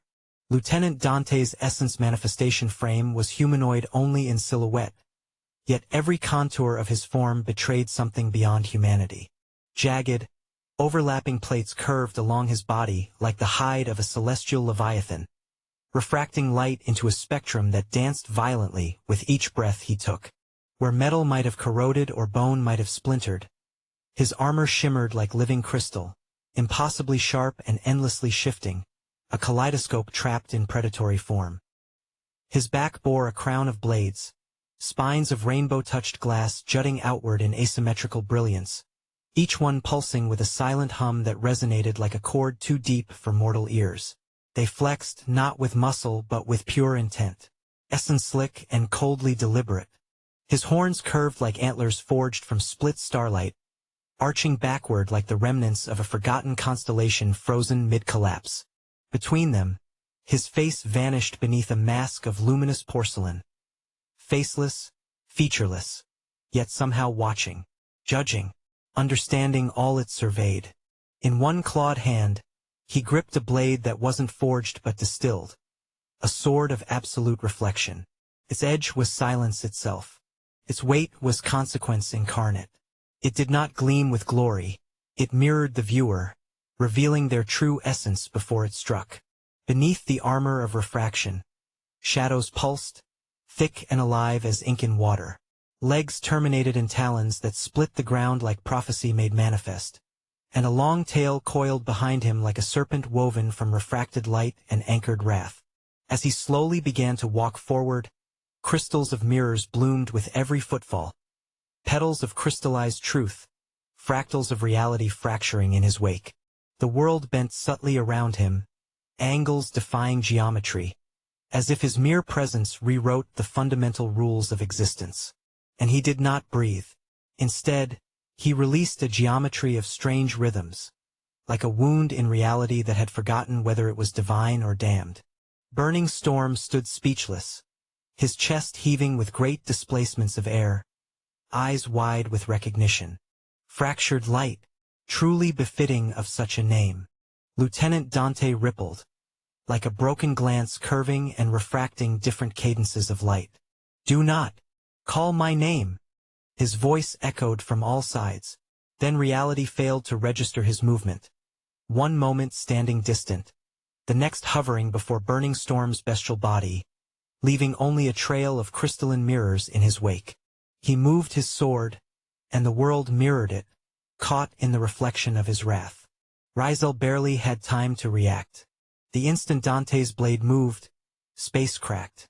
Not from pressure but from rejection, as though reality itself recoiled from what he had become. Rizel roared and hurled his massive forearms forward, flames spiraling off his fur like a sentient inferno seeking prey. His strike carved through stone and sky, but found only absence. Dante had already shifted again. Like light skipping across fractured glass, he materialized behind Rizel, sword slashing in a low, merciless arc. The crystal blade scraped across the beast's molten hide, sparks erupting like furious stars as it collided with the momentum coating. It didn't pierce, but it rattled him to the core. Rizel spun, his tail whipping around with devastating force, but Dante vaulted skyward, evading with a burst of mirrored steps, each footfall flashing like constellations shattering against night. He descended like divine judgment incarnate. His sword crashed onto Rizel's shoulder, not with brute force, but with precision, sharp, layered strikes cascading one after another, each blow reverberating through the kaleidoscope of mirrors that bloomed around them like temporal echoes of the violence. First strike, a flash of crimson lightning. Second, a pulse of violet retribution. Third, Rizel buckled, bones quaking beneath molten flesh. With a primal roar, he slammed both arms down into the earth. The ground surrendered, magma and pressure erupting outward in a chaotic maelstrom. Fire and smoke surged like a volcanic scream, devouring everything within reach. The shockwave flayed the land to ribbons. But Dante emerged from the inferno untouched, suspended upon a mirror that hovered midair, as though reality's covenant with gravity no longer applied to his existence. His voice rang out again, honeyed with false mercy. "You're burning too fast, Rizel. You're fracturing yourself just to keep pace. Having come this far is testament enough. Why not surrender? Come to me. I can grant forgiveness. Together we could claim the whole of Central Plains."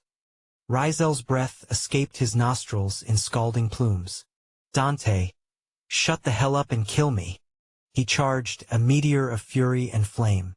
Dante blinked out again, not teleportation, just movement beyond what Rizel's combat-honed instincts could process. He materialized mid-charge, inverted in space, blade already singing its lethal arc, and slashed downward across Rizel's face with surgical precision. The horn cracked, just slightly, but enough to ignite the beast's rage to new heights.